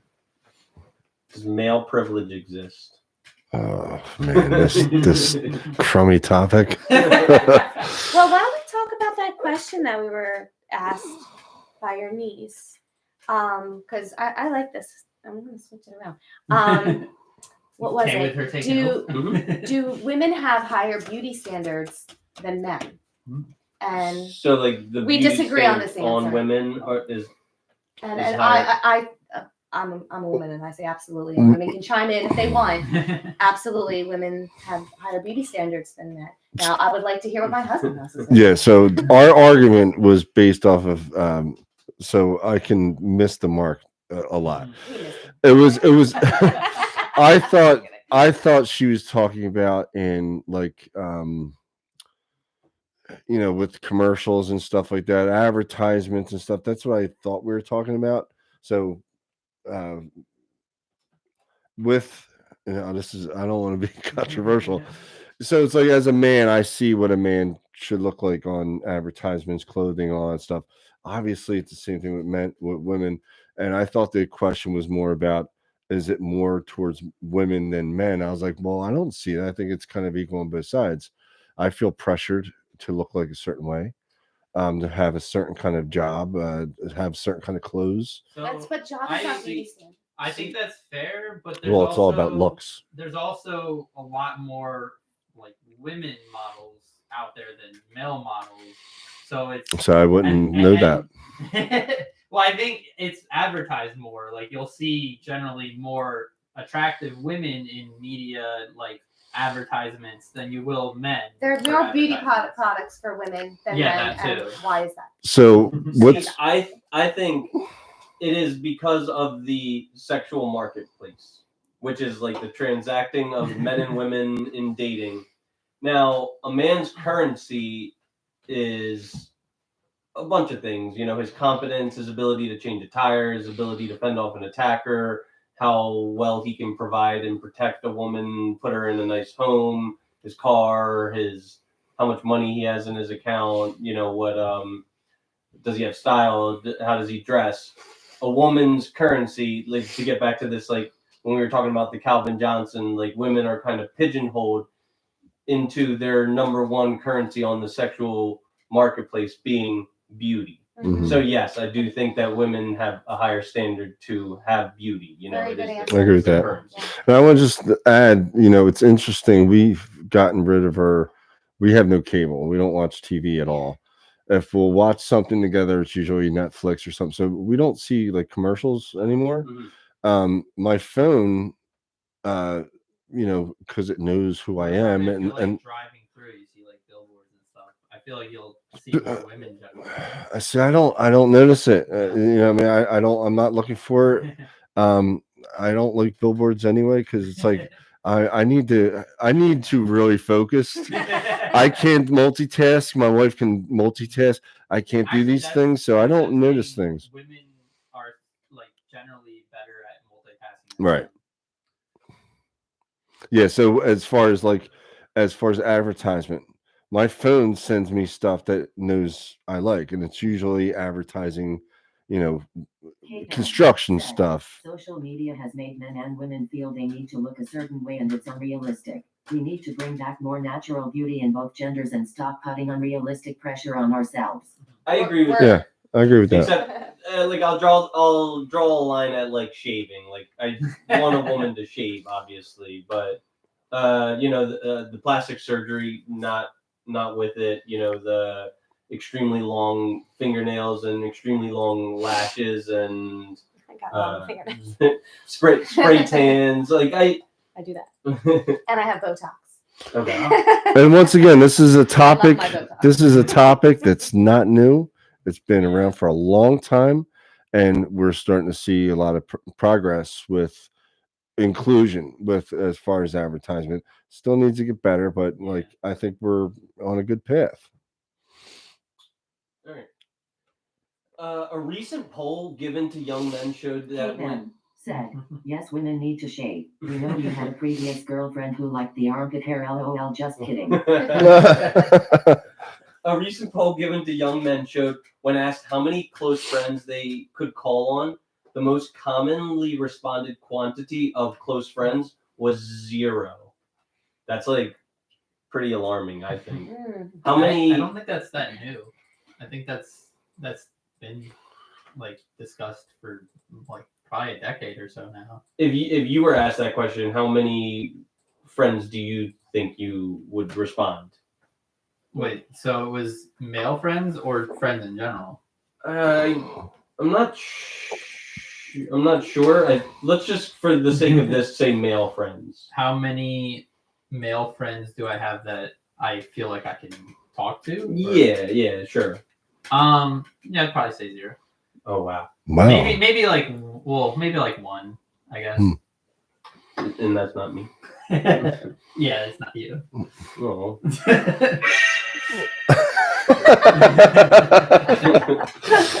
What about you, Randy? I feel like you probably have a vast network. Kate said, I have one to be honest, and life is a lot happier with a smaller circle. Yeah. Yeah, but smaller circle is different from 0. I definitely have a definite 2, but there's actually more than like I have 2 long like best friends. Like I've known them all my life. I could talk to them about anything. And I'm the same way with them. I'll be able, plus I have family, but I know we're just talking about friends. But yeah, it's I agree. It's like I used to have a big group of friends in high school. Now it's like, I'm on a group text with 4 guys that actually all 4 of them I feel like I can come to with anything. I can come to Chris. Me and Chris talk a lot, and so I try to, broaden that. Like, I meet a lot of people these days, and I used to be so like just self-centered about like it's about my family and that's it. I still had my little friends, my circle of friends, but I'm allowing myself to meet more and more people these days and try to help each other. So I that circle is broadening for me.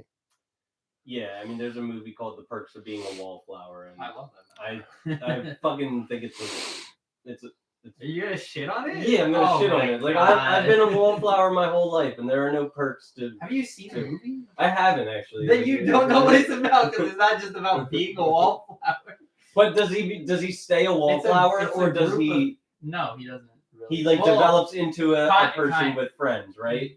Kind of. There's a lot to the movie. You gotta watch the movie or read the book. All right, I will. But I don't think there are any perks to being a wallflower. I think there are perks to having a rich social Well, network of I don't know if the title is specifically saying there's perks to it. I think it's more ironic. Yeah, that's what I'm saying. What Yeah, happens like- is not perks, really. Yeah, and I can attest to that.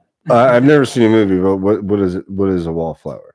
Like Like if an you're at like introvert kinda that doesn't associate with formal people. dance, Or like aren't good at you're social. up on the wall, you know, like Okay. That's instead like of the dancing, you know. specific definition, but like a wallflower in general is now just someone who's like not social, really.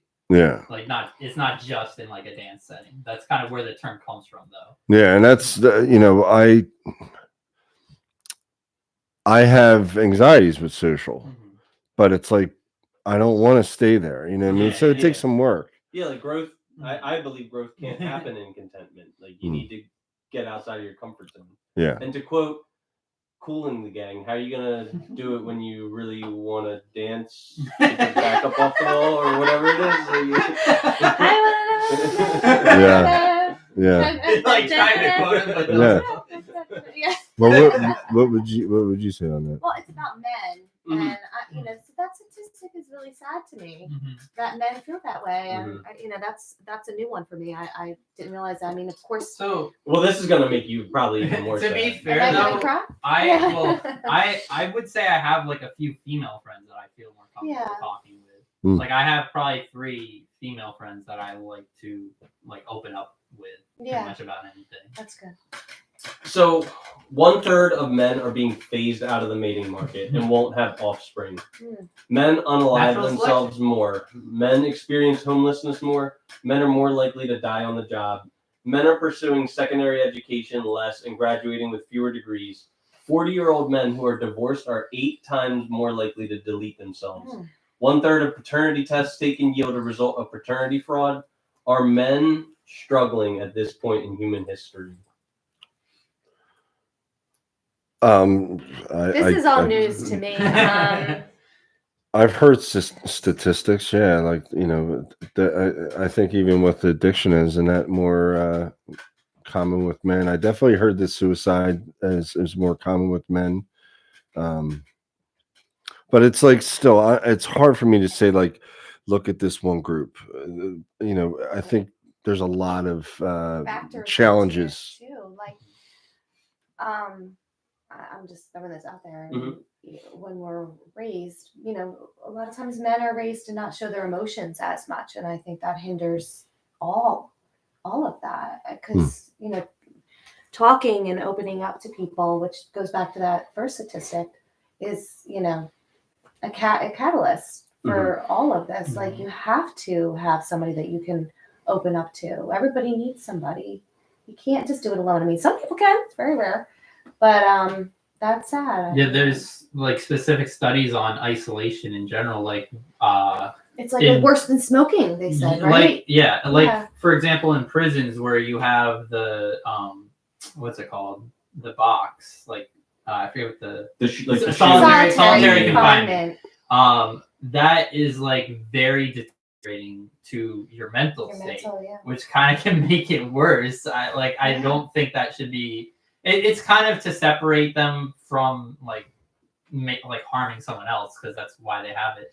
But it's kind of harmful in general. It doesn't really promote trying to like better the person that's in solitary confinement. In some aspect, I do feel like the younger generation of men now have been more open about mental health, and it's been more socially accepted. See, I think we're getting there. I don't know. I think honestly the worst part about this is the first one that I mentioned, is that 1/3 of men are being phased out of the mating market and won't have offspring. Like, to not have a child is like pretty scary. Yeah. I mean, I don't want a child. I know there's a lot of women opting now not to have children. Yeah. Like I have a client that was froze their egg. 2 clients that froze their eggs and had children. 3 clients actually. Said, I didn't know that. That's really upsetting. Yeah. And the reason why they did it, all 3 of them, is because they couldn't find their right partner. So I think it's also fair to say there's a good portion of men that just aren't good people. Yeah. Same with women. Like, do you think 1/3 of men are not good people? I though? can see it being that. So I think there's that a lot of terrible people in the world. women are more apt to go to therapy and, talk and open up and grow themselves that way. And, when they know that there's something going on, like if you're not finding a woman to have a baby with, you start to look in yourself and change things and do things accordingly. And I think that women tend to seek help that way. And, like your listener said, that it's more, getting more and more accepting for men to feel that way. But I don't know if that's going to help, because they have to feel that way themselves, just because society is like, okay, we're okay with mental health. It's a lot of inner work, which you two know more about than I do. I think you guys both have done more inner work than I have, which is huge. Like it's huge for a man to do that. But for you, and to this is what's going on in my life, and it's a problem. That's a huge thing, I think, for a man to admit. I think women tend to, oh, this is a problem, and this is a problem, and this is a problem. So if you stand for nothing, you'll fall for anything. What do you guys stand for? I'll start. I stand for traditionalism, rigid gender roles, the reassembly of the nuclear family, spiritual service, non-toxic fulfillment, and living a lifestyle that'll lead to the least possible regret, because YOLO. Why traditional? Because I think that traditions are just experiments that worked, and so we continue to do them because they have a function. I completely disagree. I think traditions are things that people kind of like thought of. I don't think people usually use traditions as like an excuse. Oh, well, it's a tradition, let's keep doing it. It's not like necessarily something that's good or bad. It's just something that you've done like once a year, every year. Doesn't mean it's a good thing, doesn't mean it's a bad thing. I don't think I would stand specifically for that. Well, if like a tradition was unanimously regarded as bad, wouldn't it be phased out? I'm not saying it's a bad thing. I'm saying it doesn't have to be one extreme. It can be where it's like it doesn't really have a purpose or a use. Like we have holidays for like literally everything, but is there really a need for like all of them? Yes, I need Why? Christmas. Like, okay, Christmas, sure. If you want Christmas, fine. I need Thanksgiving. But it's also not a need. Wow, you're such a fat dude. You love your Thanksgiving. Oversized stomach and a pair of floppy breasts, isn't that right? What do you guys stand for? You want to go first? You go first. And Randy knows that this is true for me. Kindness. I stand for kindness. I believe that kindness can solve, a lot of world problems. Just, my religion is kindness. My day-to-day being is just being kind to people, going, little acts of kindness. I've pretty much always been like that.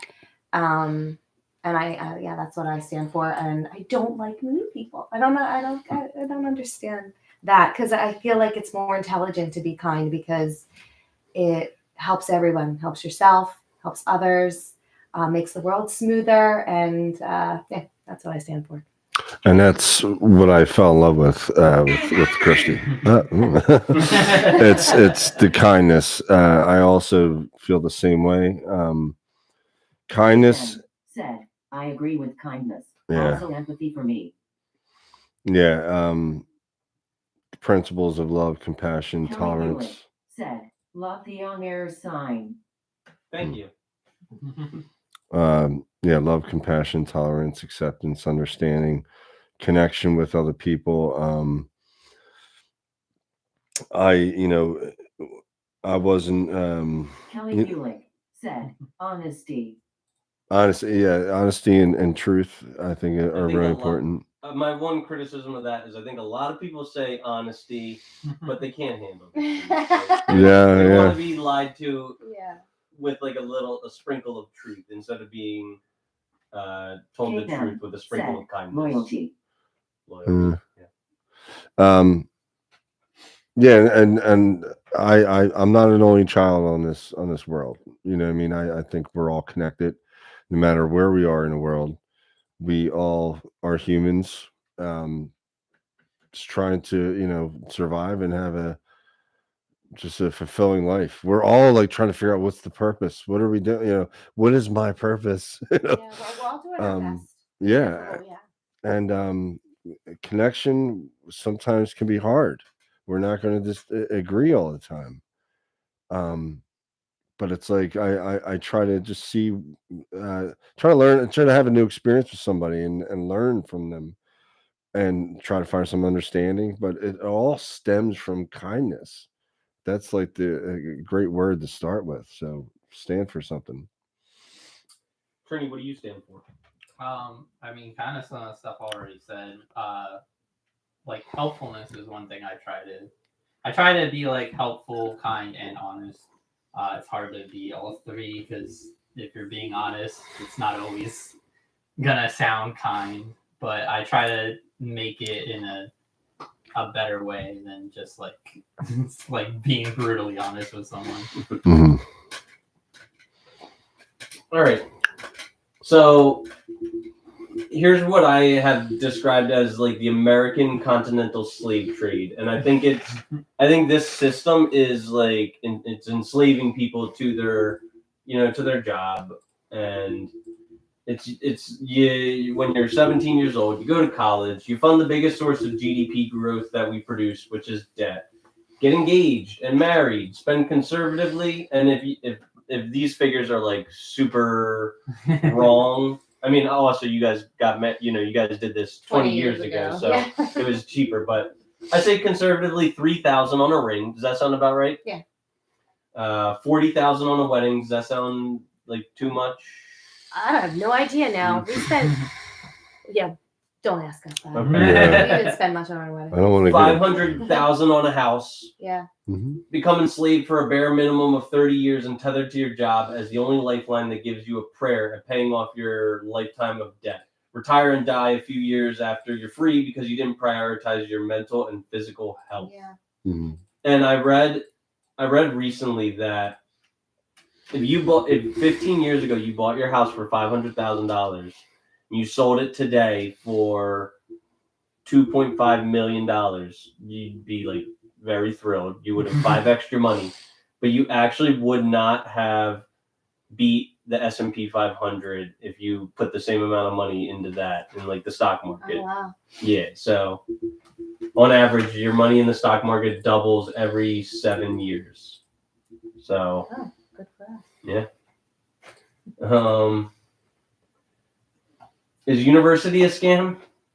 That's an interesting question. I was talking about that the other day. I feel like it depends on what you're going to school for. Mhm. Like my niece is going to Cornell for engineering, and I think that's not. I mean, Yeah. Yeah, I think part of the problem is that people just go to college because they think they have to and don't really have a decided major on like what they want to do for the rest of their case life. by case basis. Yeah. Mm. I feel like you guys are probably pretty like liberal parents. If Aiden is there like a degree that Aiden could be like, Mom, Dad, I want to like go to school for this, and you'd be like, I don't know. Like his one friend, I think, is going to school for glass blowing or something like Oh, that. that's pretty cool. So, yeah, no, I honestly would let him do whatever. Mhm.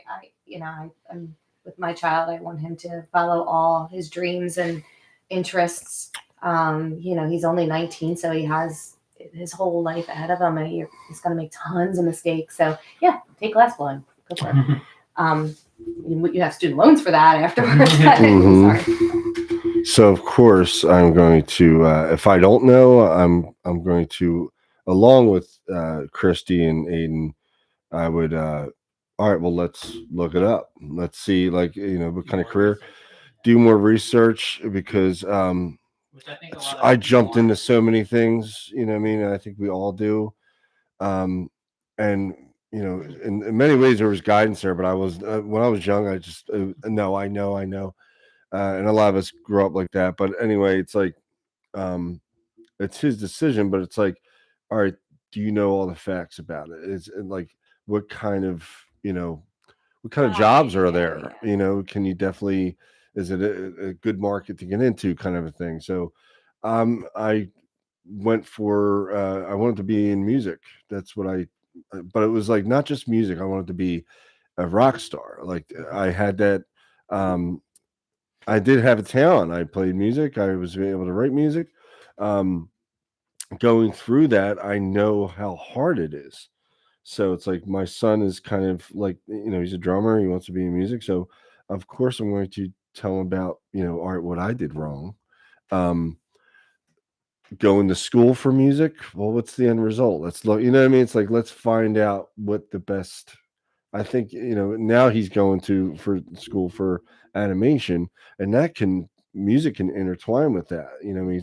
So it's definitely, let's investigate a little bit more. You know what I mean? I don't want to discourage him from doing something he wants to do, but let's try to find the facts as much as we can. Yeah. Cherney, I feel like we kind of agree, but we kind of disagree on this topic a little. Like, would you say? I'd say we mostly agree. Yeah. I just think the numbers are exaggerated on some of it. I want this to be. I don't know if I've ever thanked you, Mom, but basically when I was like 17, my mom all but expressly prohibited me from going to college, and I think that she, maybe that was like the most, definitely one of the top 5 most impactful. But don't you have an associate? Yeah, like I went to community college. Kelly Still Felix counts. says there is something in front of Chrissy's husband's face. That's a microphone. Hey, can you hear him good? He can like maybe put it down. You can maybe put it down.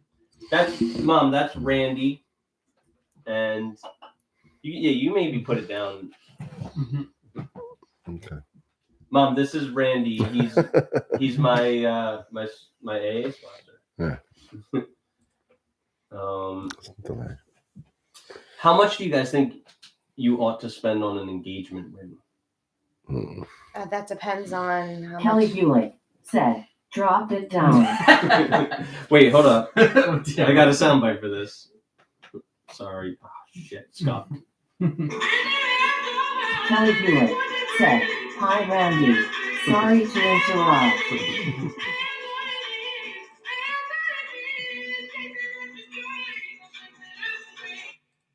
How much did you spend on an engagement ring? Oh my gosh! So this was 20 years ago. Do you remember how much you spent on that ring? It's a carat.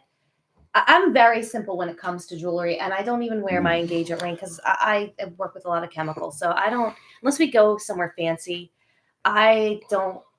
I specifically, I didn't want. I don't think I remember, but I definitely was on a payment plan. It wasn't something I could just pay for. It was, so it wasn't, It was nice, and I shout out to Kristi's sister Jen, Again, who helped me, because I wanted to make sure I got something. Don't send a guy like me out for jewelry. I need some help there. But yeah, I don't recall. It's been a long time. it was a while. It's 3,000, maybe it was 2. I would think it was It's more than definitely that. more than, yeah. I think buy it. So I don't the know. conventional rule of thumb is, I guess, what 1/4 of your annual salary. I think is. I never even. I didn't know that. I mean, that I was don't. just a campaign by the years. It's not an actual traditional thing. Yeah. You want to go back to that? It's a tradition, right? It Yeah, depends I on mean- the girl too. Like, Yeah. Traditions phased out. Good. Yeah, I mean, there's girls that want a lot of bling, and then there's girls Yeah. like me Yeah. that, like to keep things simple. So it depends on who you're marrying. What kind of girl you're dating. And do you think I'm Delulu for wanting an engagement chain?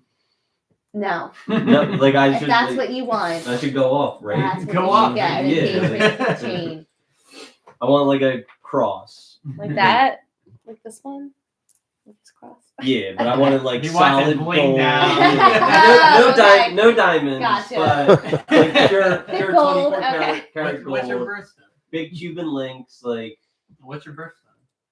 rubies. But I don't really like rubies. What? Rubies are beautiful.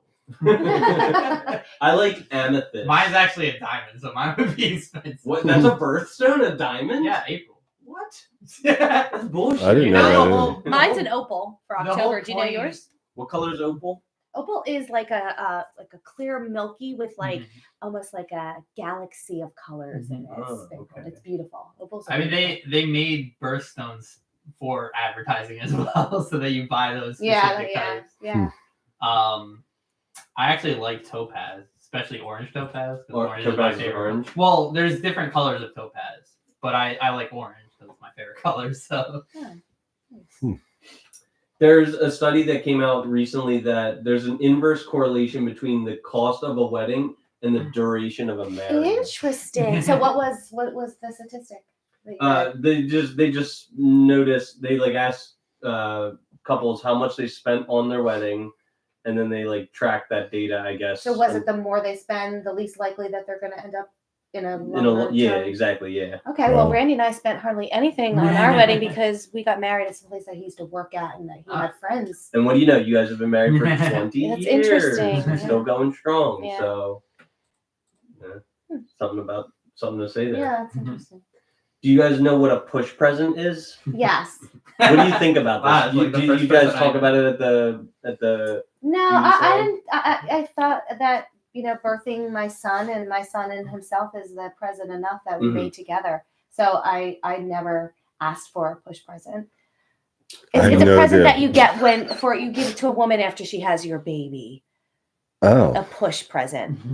okay. Did didn't I? ask. Well, I know you didn't know what it was, and I didn't ask for it because the gift was Aiden. I mean, what greater He gift? then said, I want to vomit about how things cost in 2016 when I got married, but we are 18 years together and 10 years in, so that doesn't apply to all. yeah, No, it's a correlative, meaning that if you follow the trends of the general population, it tends to ring true, but it doesn't necessarily. It's not like a hard, steadfast rule that you have to spend less on a wedding or whatever. Like I'm gonna like Well, if you want that blinged out engagement change. No, that's just for the engagement, bro. Like the but wedding that's is part of it. That's part of spending because it's you're talking about the engagement ring and the wedding that is correlated, isn't it? Isn't that what the study is? No, it's just cost of a wedding. Just wedding? Okay. Yeah. But because I'm gonna pick and choose. Like, I mean, I feel like an engagement ring or a wedding ring also goes towards that as well. Like it's part of. It's part of like the total Hey, expenses. Said, Yeah. I'm just playing devil's advocate to make it interesting, lol. I appreciate it. Thank you for chiming in. And guys, seriously, if you're watching, chime in. We'd love to, engage with you. If I ever get married, I would like, to.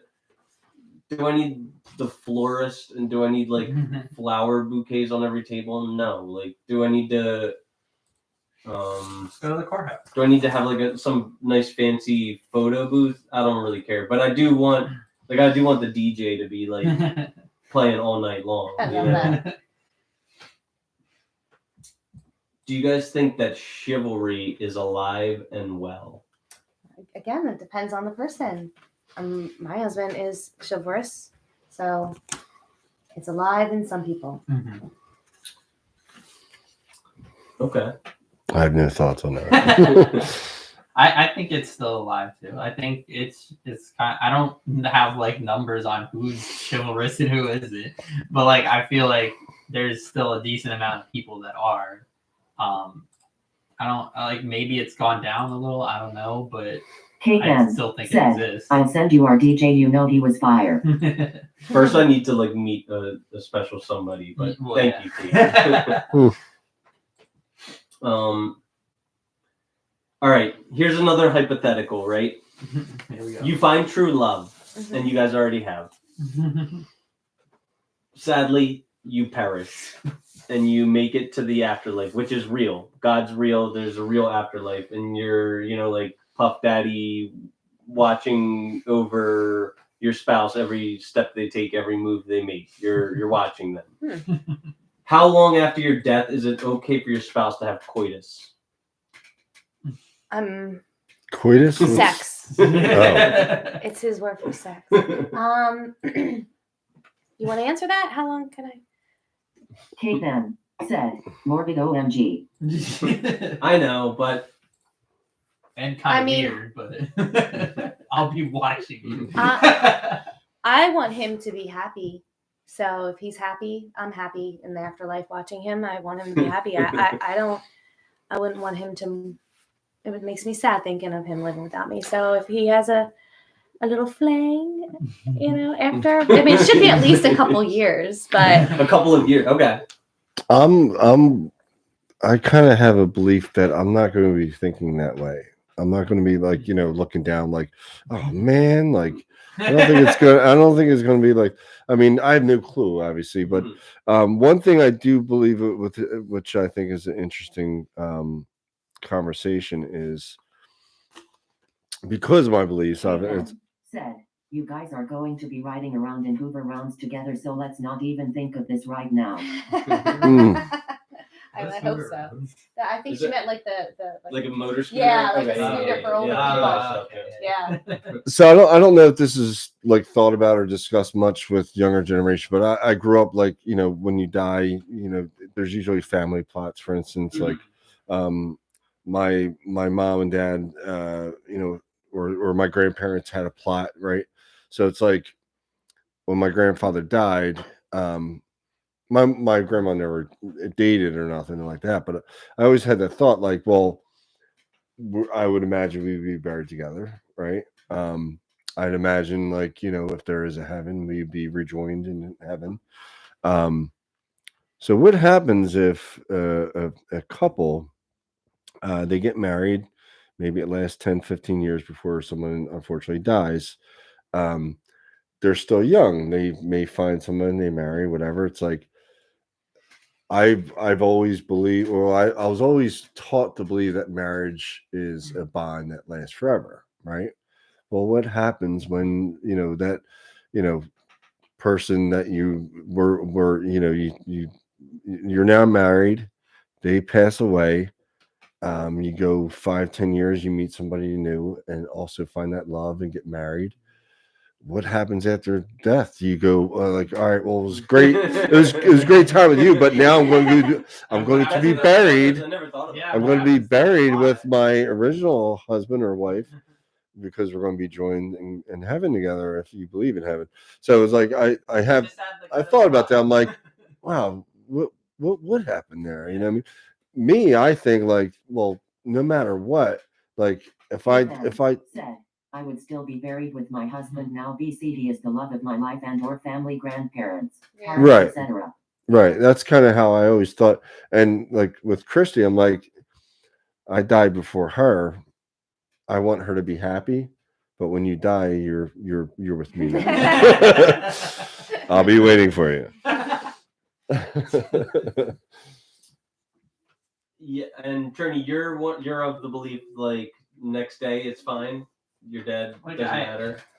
I can't control it, so what is the point? But you can feel some type of way. Yeah, sure. I'd probably be upset if it's not like a month or something at least, but like. So one month. I guess it's hard to put a number on like how long specifically someone has to wait. I agree with Kristi. Like I need a year up in heaven to process my death. Like, and I don't want to see her getting. Yeah.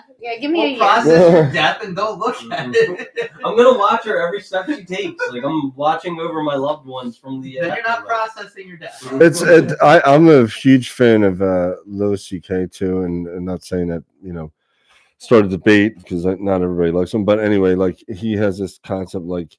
Why do we always think like our loved ones when they die they're watching us? Yeah, it's like somebody wins the Super Bowl and you hear him say, "I know my mom was watching." Like, you still expect your mom to attend your games? Like, Jesus, like it's a funny concept like that. We're so self-absorbed, and it's like our parents like took care of us, made sure we didn't die, and just always there for us, and then they die and they go up to heaven and it's like peace and quiet. But I got to show up at my son's game still. It's like, it's a funny thought. Did like, you see the Curb Your Enthusiasm episode where him and Cheryl are getting into the argument and she's like, "Yeah, we're going to spend our afterlife together." He's like, "No, our wedding vows were until death do us part. Once we die, that's it." Sounds like Larry David. Yeah. All right, so. If I were to ask you what you did this year, it would boil down to basically, I managed to pay pay my rent. I managed to eat food most days. I had a little bit of stinky puss. I managed to save a little bit of money. You managed to find a place to sleep, eat, stay warm, and you did it for a whole year to think you achieve things. Guess what else out there managed to stay alive for a Hey year, them, stay said, warm, and weird, eat, and but you know how they say our loved ones are watching us. Are they always watching? That always creeped me out a little. Mayo, please tell me I'm not the only one. Yeah, I've thought of it, even though I don't really believe in it. But like, I don't expect that to be the case. Yeah, like I would like a little bit of privacy. Taking a shower. Yeah, stuff like that. Yeah. Right. So sorry, the TTS kind of interrupted that, but I want to know. Let's set a goal for this next year, because I think that success cannot happen by accident. You can't just like luck into success. You have to like set tangible. Well, you can be born into it. Goals. No, that's not success. That's just like opulence. But so my goals are to produce another 52 episodes of this podcast, get our subscriber count beyond 1,000, remain sober one day at a time, build my net worth another 52,000, build meaningful relationships with like-minded folks, gain 10 pounds of pure muscle, take on more sponsees. You're gonna measure it? How do you measure it? Well, like I'm not gonna eat McDonald's. Maybe say like how many inches on your arm or like chest or something. Sure, right? I don't know. Yeah, but take on more sponsees through the 12 steps, meet a wife material woman, and travel outside the USA. Does anybody else have some? Am I Delulu for any of these? No, I think goals are great. I Mhm. love it. And even if they're high goals, it's still a good thing to reach for. Yeah, I think if you're like not, if you're reaching your goals 100%, your goals are like too low. Mhm. You know. Does anybody have any goals for the next year? Yeah. Yes. So, looking to open up a bigger salon, maintain my fitness goals, maybe excel in my weights. Aiden going to college. Yeah. Is that Clark? Yeah. Hold up. I am just going to release him. They didn't want to do nothing. All you did was rob the gas station. Y'all acting like you robbed Walmart. Got it? Yeah. Release money gun. Release money gun. Sorry. I should have got up. Keep going. Oh, I can keep talking? Yeah. Oh, okay. Yeah, helping Aiden with his college. Yeah, I want to start cooking more dinners for my family. And then travel more. Hi, buddy. I'm actually. I'm gonna go to the bathroom real fast. Okay, Randy, you want to talk about your goals? I haven't set any goals, I guess, but it's definitely I want to I'm getting older and it's hard for me to do physical work as much as I have been with construction. So I want to continue to grow the business with other people, like newer employees, hopefully. Definitely, I stay in one day at a time intervals because I'm also in recovery, and it's about 1 day at a time. So yeah, I don't really have anything else. I mean, obviously, our kids going to college, so there's going to be things with that. I definitely want a goal for me is a new experience. Me and my wife love to go away. I'm looking forward to because I know we'll go somewhere this year. It's like seeing a new place. That I think is. I always say this to other couples, like getting that time to get out and see the world with your partner or by yourself is huge. There's a huge world out there, and to just stay in one area is It's definitely always have good that to goal. have something to look forward to in life. Yes. It's always good to have just a little, even if it's just a little weekend somewhere. It doesn't, I mean, it doesn't have to be super expensive. It can even just be visiting a friend. But having something to look forward to, I think, is important. Yeah, absolutely. Yeah. I don't really have too many goals myself, and I don't know if I'd like really say I have to accomplish them like within the next year or so. But like mainly, I want to start attaining more wealth so I could eventually afford to buy a house. Eventually get a partner, and I do also want to travel to Japan. I'm like a big I love fan of- that. Yeah, I'm a love big fan that. of like anime and Japanese food and That's great. culture, so I kind of want to go there. at some That's point. great. Good for Yeah, you. I don't know if that'll be in a year because I like. Sure, but it's a goal. Yeah, like I could probably go, but I would like to go with someone.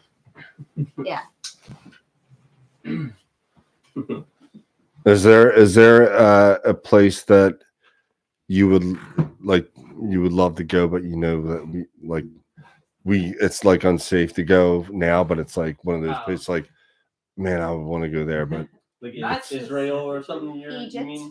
I would Yeah, say actually, I would say would Egypt. kinda like Yeah, to those go- are two places. Go that to I- Israel as well. Yeah. I have like a lot. Like my father's family is Jewish. Oh, okay.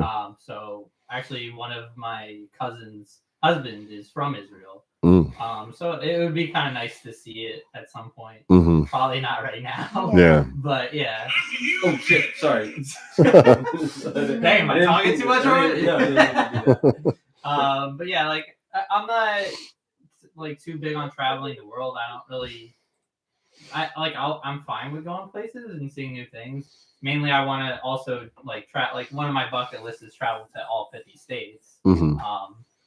It's just kind of a personal goal since that was like my dad's goal at one point. He went to all of them except Alaska. Mm-hmm. So I kind of want to do that and make like Alaska my last one. Yeah.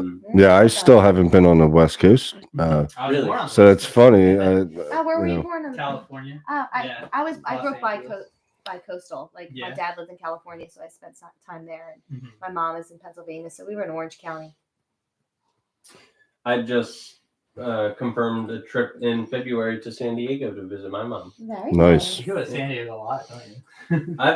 I think I've only been there less than 3 times, maybe 3 times. This will be the third or fourth time that I've been there, so I wouldn't say a lot, but like it's like probably the place that I travel to most because my mom lives there.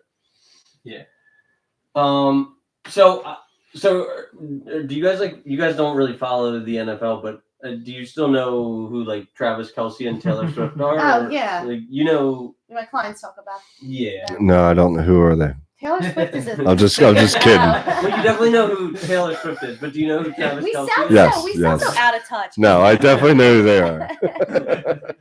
So I have this I know. conspiracy theory that I think that they're plants from the powers that be to bring like Southern Missourites into voting for Kamala and to bring women into viewing the NFL. Like kind of like a like Interesting. mutually beneficial relationship from two sides that don't really mix. So you said they're plants? Yeah, like they were set up. He's saying they're like put in this relationship On to purpose. No. Like a- You think I need a tinfoil hat? Yes.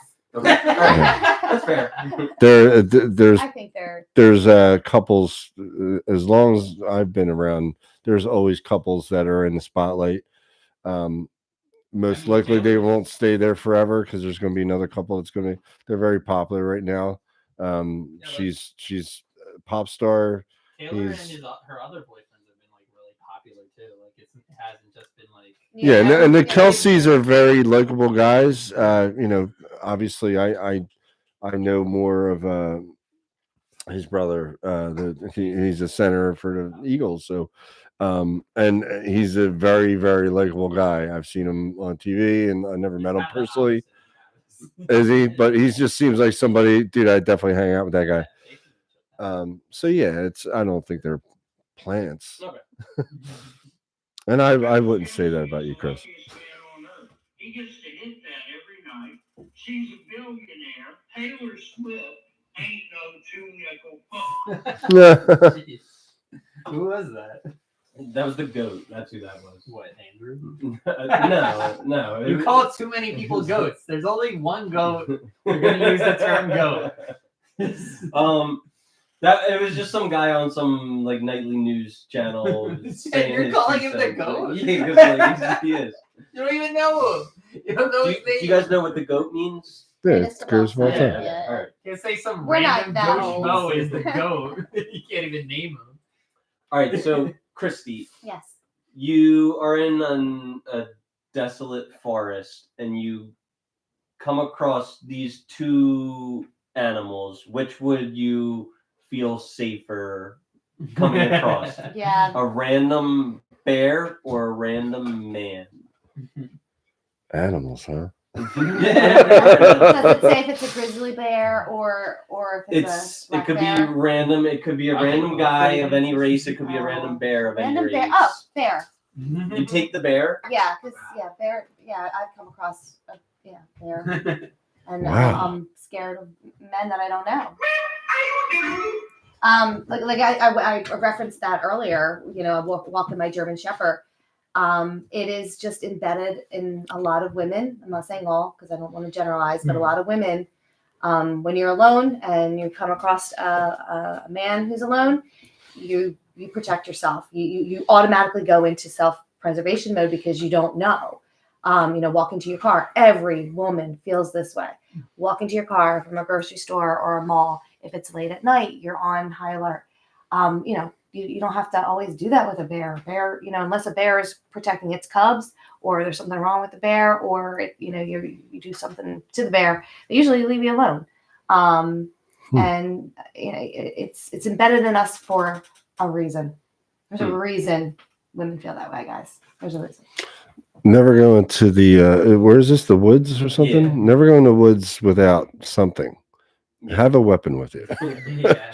And then Well, you just then you gave you can a defend hypothetical. yourself. Yeah, I know. I'm just saying. And you can you can scare off a bit. You can scare off a bear. Bear You can spray. scare off a bear just by going. Bear Yeah. spray and a gun. Also, either one of loud those. noises scare them away. Yeah. Where Not all the time. Yeah, not all the time, but like. Yeah, the majority of women, I think, would say bear. Have you ever seen the show Alone? Yes. I I love that love show. I Where they go bear. Or they like the one goes, hey, get bear. out of here, bear! Hey Like, bear. Mhm. Hey bear. Yeah, that was good. but like if they don't have the bear mace, the bears are like, bro, like I'm Just coming to draw you. a circle, like keep the sea bear out. Well, that's scary. That's What was the that? door. I don't know why it's creaking. I think because that door maybe is the air. open. Yeah. The vent, yeah. So, Kristi, would you rather be the king's mistress or the peasant's wife? Ooh, that's a good question. Yeah, get that I'm creepy assuming that the king's mistress comes with all the perks. Yeah, like he's not treating his mistresses like trash. Like he's buying them things, just not as nice of things as the queen. King's mistress. Okay. Oh wow. Okay. Wow. Men here, would you rather be the king but you're treated like a peasant by your woman, or be a peasant but you're treated like a king by your woman? The king. So what's a king? But I'm treated. You're the king, but your queen treats you like a peasant. Your wife doesn't treat She's you just well. disrespectful all day long. Or you're just like a little peasant, but she treats you like a king. Who in their right mind would? Depends how hot each are. Yeah, right. Who in their right mind would pick the first one? That's awful. Yeah, like I kind of tend to agree, but Yeah, I think I would just be the king and get a new wife. that's all right. So maybe I'll have to change this so that the king has to be loyal. Yeah, because I'm the king's mistress, so I'm the king. I decide. Like King Henry just chose his wives. Basically, there were supposed to be laws and rules in place to stop him, but was he the guy with like 13 wives? 6. I don't think there was one with 13. But Okay, maybe King Henry VIII is the well-known one to have 6 wives. Like 2 of them were beheaded, I believe. 2 of them were divorced and one annulled, and then I think the last. that seems like he had some Oh yeah, problems, he for definitely sure. had issues. He was not a good person. Do you guys think that the West is degrading? And if so, what's the biggest cause of the degradation of Western culture? The West is degrading. That's a deep one. So I think it's degrading. Meaning what? Like, can I? Degrading as in like you're talking about like as far as our level of like, power in the military or that could be an example. wise? That the value of the dollar degrading. Sure, if our military was becoming less prominent around the world, which I don't think No, it it's is. not. Yeah. That's why I was asking like what you Or thought. like more fatherlessness in the home, more marriages ending in divorce. Yeah. Like It's a lot to unpack. Yeah, I mean, It's like a lot of- overall, I'm gonna say no. I don't think it's degrading overall. But if you pick apart, the individual ones, that would be a different story. I kind of want to let him be. I know, right? He can stay up here. I mean, He is capable of a lot of distraction. Oh, is he? He's gonna claw out for He some looks people. so innocent and so sweet, but he's like, Mm. I got it. Can why I wanted to be the king's mistress? Oh yeah, Because yeah. I don't want you to think that I'm like. I know that's not true because No, it is true. Let me you explain loved why. The Princess Bride, and No, that that's doesn't. not No, that's it. So as you know, everything Wesley that I do was a for peasant. everything that I do in my life, Aiden comes first, right? Mm-hmm. So if I'm, the king's mistress and I have a baby, I'm gonna have a better life and a better life for my child than if I was married to a peasant. That's what it went through my mind.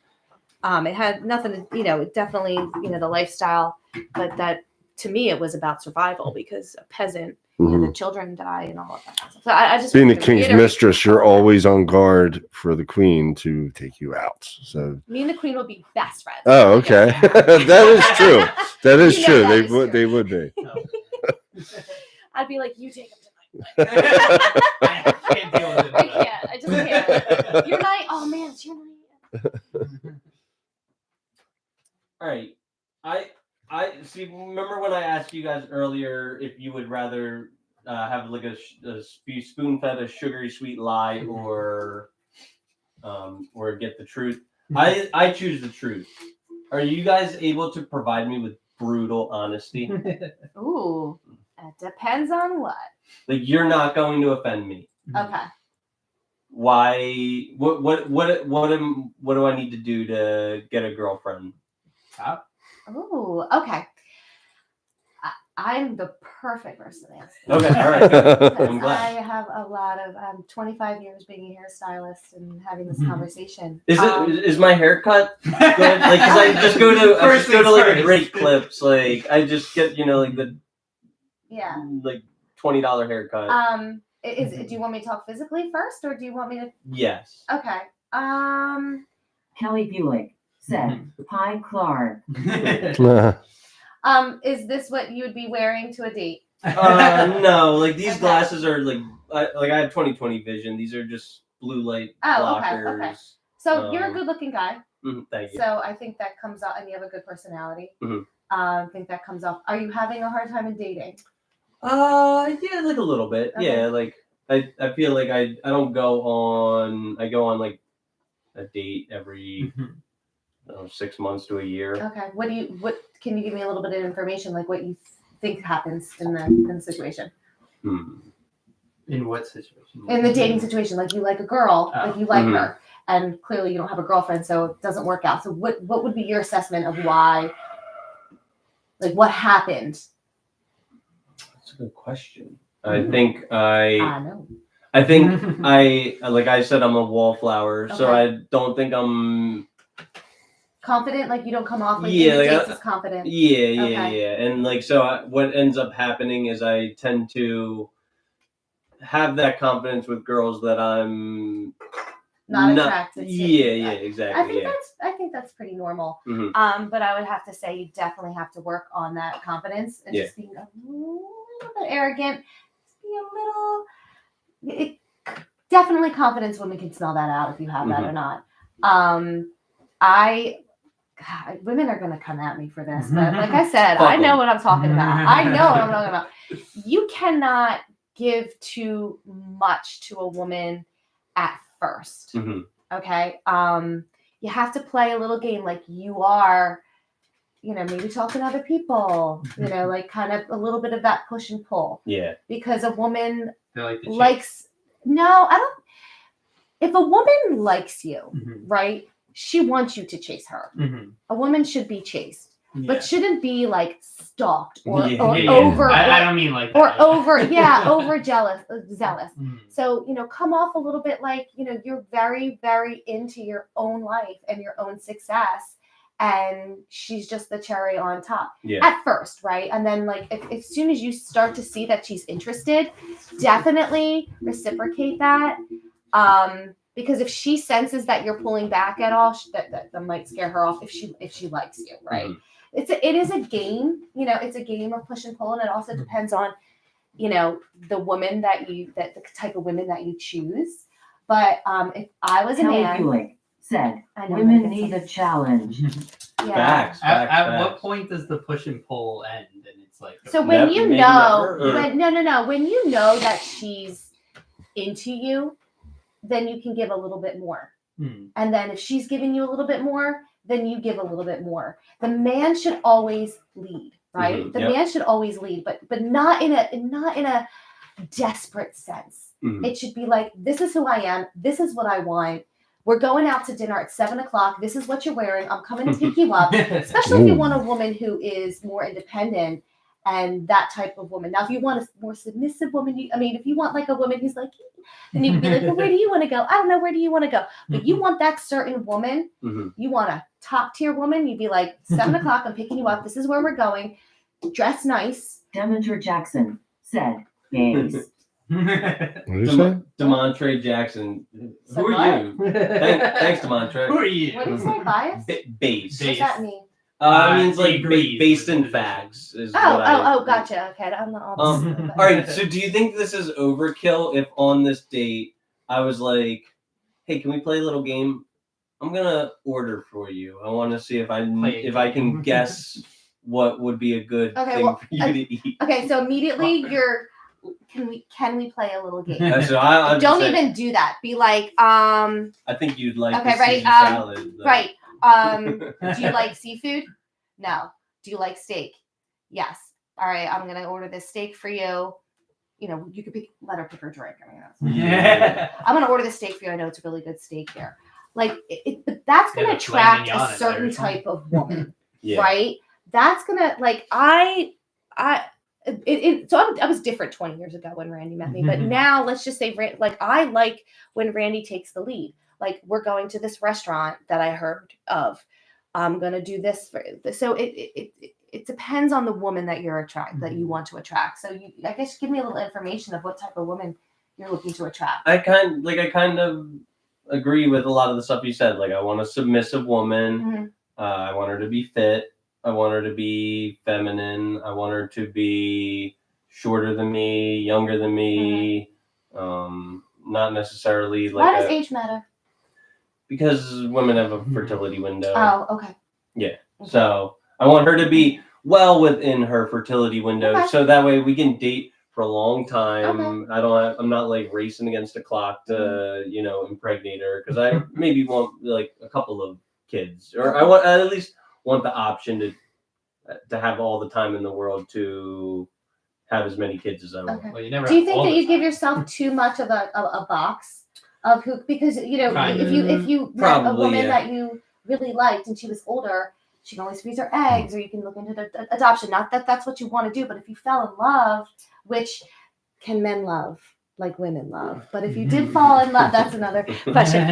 If you did fall in love with her, then the age and the height shouldn't specifically really matter. So I think for you, maybe just broaden your like mind standards. just a little bit, and just go out there and have fun and definitely be yourself. But a certain woman I think that you are looking for. I think coming in a little bit more confident and having that plan for her. I mean, I think women just find that super attractive. Women that are like myself that do everything and we're so, boom, boom, boom, boom. A man that we can turn our mind off, right? Just they're safe. Dang, I wish I could turn my You can just turn your mind off because that man's got it covered. Yeah. That's sexy. Facts. Oh shit. So are age gap relationships disturbing to you? No. No, I mean, I guess it depends on how. Like, it can be weird. Like Leonardo DiCaprio dating, like he's 50 and he's Every dating time. 25 and they're cut off. Like to me, it could get weird. But whatever. As long as you're not twiddling, somebody underage. Do you know who Greta Thunberg is? Yeah. She was spotted on a environmentalist. yacht with Leonardo DiCaprio. No way. Really? Yeah. Let's say because they're There's both heavy no into way. the environment. How that's the dare reason. you? Yeah, How I don't dare think you? they're Yeah. even coming close to dating. Why? How do you know? What do you mean? She's not Why- his type. Yeah. He But likes she's he likes young. supermodels. He dates like beautiful actresses and supermodels. It's true. And I don't think he would be her type, really. Well, he's very into the environment, so that would be her. I guess her type. I guess. Who knows what Greta Yeah, Thunberg's true. type is? Do you guys think that these candidates will give a fuck about Americans after Election Day? Give a fuck about me personally? No. Give a fuck about our country? I really hope that who's elected in their cabinets care about the country as a whole. Trini, what do you think? Do you think they'll give a fuck about Americans after Election Day? I mean, to a certain extent, because they do still have, like, Kamala can run again in 4 years. And if Trump wouldn't, so it wouldn't really matter. But if he wanted to have, like, a successor, like someone in his family or someone in his core group of Trump's, like, MAGA supporters who, like, really adhere to his beliefs, I think he would try and keep it to that and maybe even have an influence outside of his presidency into that person's worldview and presidency. So I don't think they just forget about the human people, like the U.S. citizens, whenever the election's over, because politics is always a continuous thing. Like for Kamala Harris, she's still, I'm sure she's going to want to run again in 4 years. So she's going to want to continue policies that support that. So she's got to like maintain the facade that she gives a fuck about people for another 4 years. Mm-hmm. Okay. Well, I'm talking to you, America. If you haven't yet, don't vote. Don't support this bullshit. Don't support it. Just stay home. Do something more productive with your time. It could be, I don't know. Read the next chapter of that book that you've been meaning to get to. Paint the basement drywall. Do something other than support this. Chris, it's like less than an hour. What do you mean? You'll never get that hour back. You'll never get that time back. Okay. You can also vote before it. I've already voted. And it took me like a minute. And as far as dating, don't say that. Yeah, for real. You're really isolating your prospect of that. That's point. right. Some girl just went, oh, you know what? Never mind. Yeah. I was about to DM her. No, DM me still. DM me. I just joking. I'll sit for you. I'll do whatever. I'll even go Kamala. That's how you chase her away more. All right. These are. Can I get you to vote? I'd love to hear you try. Would you be okay with me voting for the wrong? I candidate? wouldn't want you to, no. But I will give you points as to why you should vote. Okay, Are they Trump or? Since You guys, who are you leaning towards? If you don't mind me I asking. already voted If Trump. somebody put a gun to my head, I'd vote Trump. But I'd rather not support this like farce that is democracy Yeah. like 100 times more than I would want to vote So- for Trump. So what? Said Vote for the props, neither prees. They both suck. Yeah. That So is what so do you true. care about most? Like, What do I care about most? Yeah. I guess I care about like fiscal policy the most. Okay, under Democrats, there's about a 12.9% increase in the stock market versus about a 9.9% increase in Republicans. Okay. Also, there was the policy that Biden put in place, the CHIPS Act, which directly helped NVIDIA, Micron, and other American chip makers, which increased the stock that you own. Yeah, that's true. So if you want to, not necessarily that like every policymaker is going to do that or every Democrat is, but in general, that would help the stock market more, which is your biggest concern. Mm-hmm. Yeah, I mean, I'm sure there are good reasons to vote. Do you guys think that voting is a right or a duty? I think it's It's a a right. Right. It's a right. Yeah. Some people had to fight for that, right? Mm-hmm. Yeah. Mm-hmm.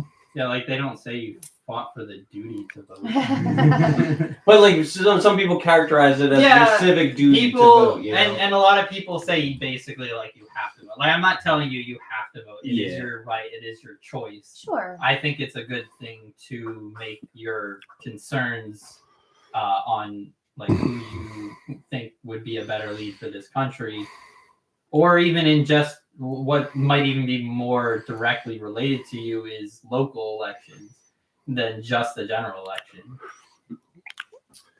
All right. Here's my next. Here's Kelly my Hewlett said, civic responsibility. civic responsibility. Sounds like a lot of work. So, Dean, I want to work hard. I want to do this. Like I get spend. You can do both. It literally doesn't take that long. No, I stand. It doesn't. But it takes some, based on your beliefs and what issues are more important to you. Like What I wish, my whole life I was always told never bring up politics and religion at the dinner table. yeah. And I'm really seeing why. I just wish it goes back to kindness. I think people are so like it's easier on social media because you're behind that screen. You're not in that social setting. You're isolated, and it's very easy to judge, and especially with the name calling. Yeah. And I really do believe there's somebody put it this way. It's like, I think it's army ants or something. Mhm. They're very peaceful inside a jar together. But Oh, once you yeah. shake Once you that shake jar, it. they start killing each Yeah. other. Mm. So I've always believed in that, whether it's media or politicians themselves. I never really held much faith in definitely politicians. Definitely there's standouts that really have an honest goal with doing something service to the country, but the most part, unfortunately, it seems like it's more about power Yeah. and control from either side. So as us as citizens, I wish we can stop playing into that game, and we can just kind of like agree to disagree. Look, I'm not trying to vote against you, against your rights, because I don't think deep down any of us are. So We're I just- kind of disagree with the point on that we shouldn't talk about like religion and politics and stuff. I get the reason behind it because like it can get really argumentative and heated. I wish we could live in a world where it wasn't like that, We should be able which to. is probably just me being a little more optimistic. But I feel like here, for example, we could have more of like a comfortable conversation about it instead of just being like shouting down, no, you're taking away my rights and stuff. Because Mhm. I don't believe that's productive. Yeah, but there are people like that. Yeah, We there's come that. in There's a contact- lot of yeah, people like that. yeah. I agree. It wasn't like that, but I don't think shutting down the conversation is really helpful either. Yeah, and I'm not trying to say I would. Yeah. I'll talk. I'll Oh, he openly does, yeah, talk. yeah. But I just feel like I'm not I'm trying to give respect to you. I don't feel that it's coming back. It's just like I've been pretty insulted, and I know, and I've heard that from both sides. But me personally, I don't want to do that to somebody. I don't want to hurt people. But unfortunately, that's the way it is. So it's like I'd rather stay out of the conversation. Because it just seems to get dirty every time, and it's really I think it's a it's also shame. who you surround yourself with. Like, there's some people that can have a open conversation and want to gather information, and I didn't look at it that way, and Mhm. you just taught me something, I didn't realize that. Oh, well, I'll have to think about that. Not everybody is open. A lot of people are closed-minded and not open to other people's. I think ideas. it's more of a problem with like listening. A lot of people haven't really developed their listening skills as well anymore, because they just kind of want to bring out their points and don't really care to listen to the other side at all. They're listening to speak instead of understanding. And I'm not talking about it's always whenever I bring up these conversations, it's like I'm not saying all right. It's obviously, but I definitely see the media is feeling very threatened by podcast. I've been watching podcasts since it started. Some are some can be more political leaning. Some like Joe Rogan podcast, for instance, like he's all over the board with stuff. He has people that are political. He has scientists on. I feel a little bit, I like listening to people like that because like they're just like there's no agenda there or like they're just conversations, and I feel it's like more like we're just humans just trying to connect with each other. What's your beliefs? Well, this is what I've based off our experiences, and I think the media's they don't like that. They don't like us talking. They want to tell us what we should believe, whatever side you're on, because there's both sides. I don't want to be told what to believe, force that into so I avoid it. That's part of the reason why we got rid of TV. I was like, there's never anything good on anyway. Now you can kind of just pick and choose what you want to watch. And I think that's great. It's so good, and anyone can start a podcast, and right. And this is like I to be honest, I told Chris, I'm like, we're not going to last past an hour, and I believe we're way past an hour. Close to the 3-hour mark. Oh wow!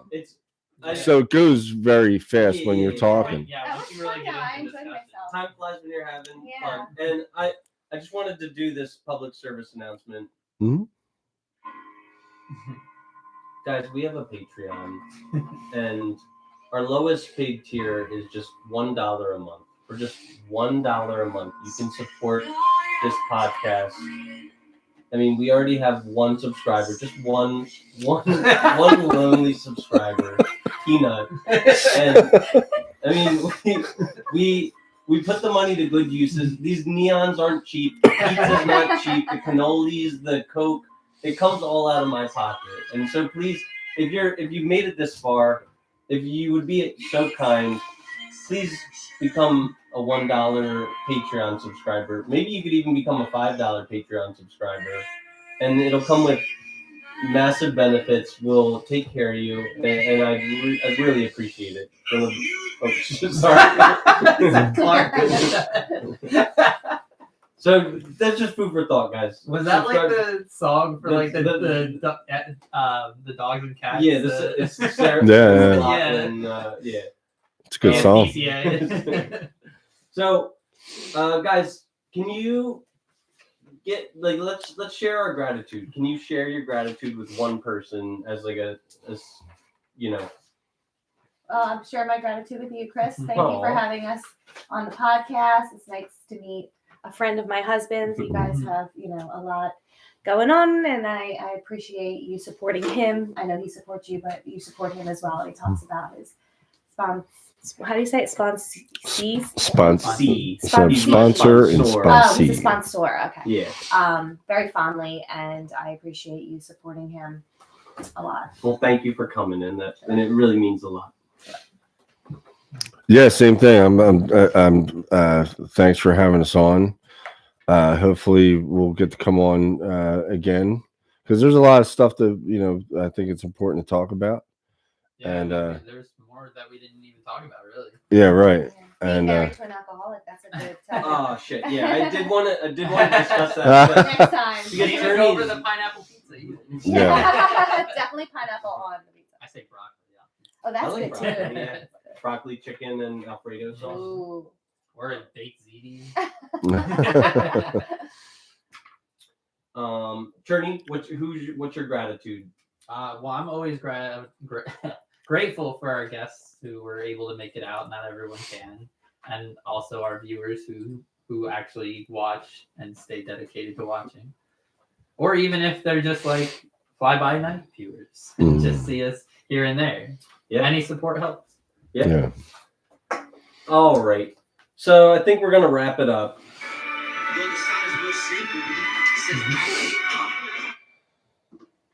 You're making a mess. You either do it right or you don't do it. But I want to do it. You're done. You are done. Once again, we want to humbly thank our listeners and pay them ample gratitude for their patronage. Without you guys, we wouldn't be able to have such a high-quality interactive show. So thank you, audience. Yeah.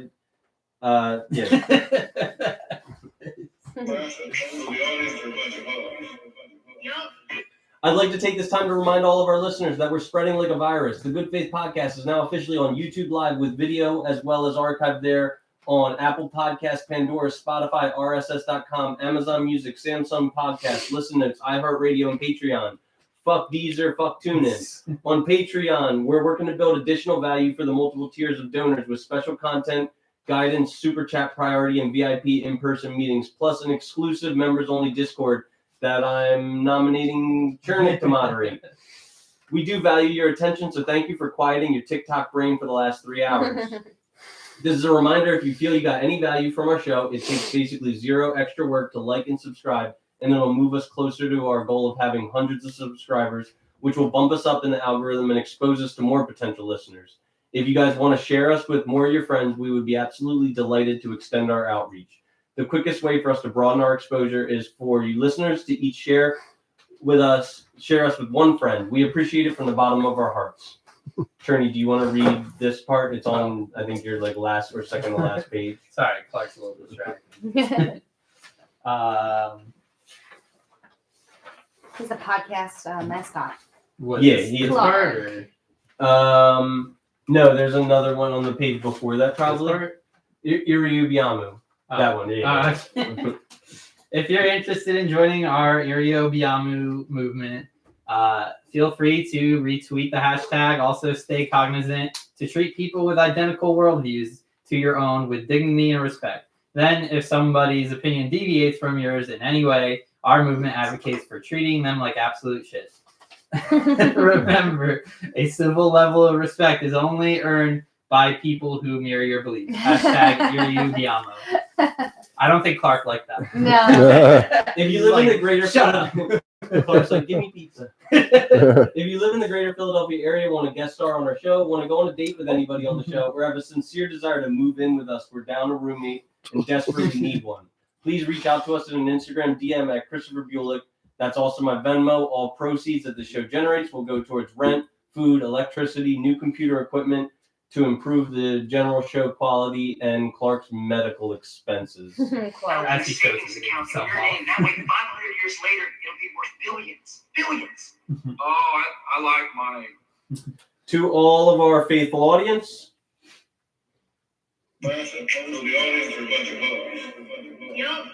we wish you a wonderful weekend and a happy and healthy lifestyle. And to all of you, we bid you goodbye. Goodbye. Goodbye. Bye. I guess Clark can't have pizza, right? No.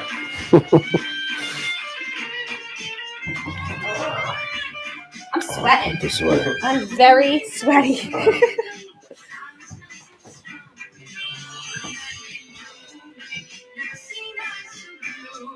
Oh, Brandy, don't forget your jacket. Yeah. Do they still see us? Yeah, we're still live. Oh, but I was like, I'm on sweat. But they can't hear us? Whatever. No, they can see us and hear us. That's all right. I don't care. Oh, I'm not shocked. I'm sweating.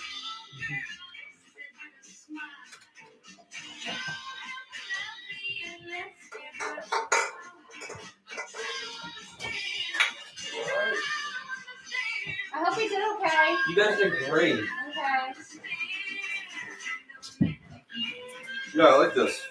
If I have any single clients that are that description that I think is still a little too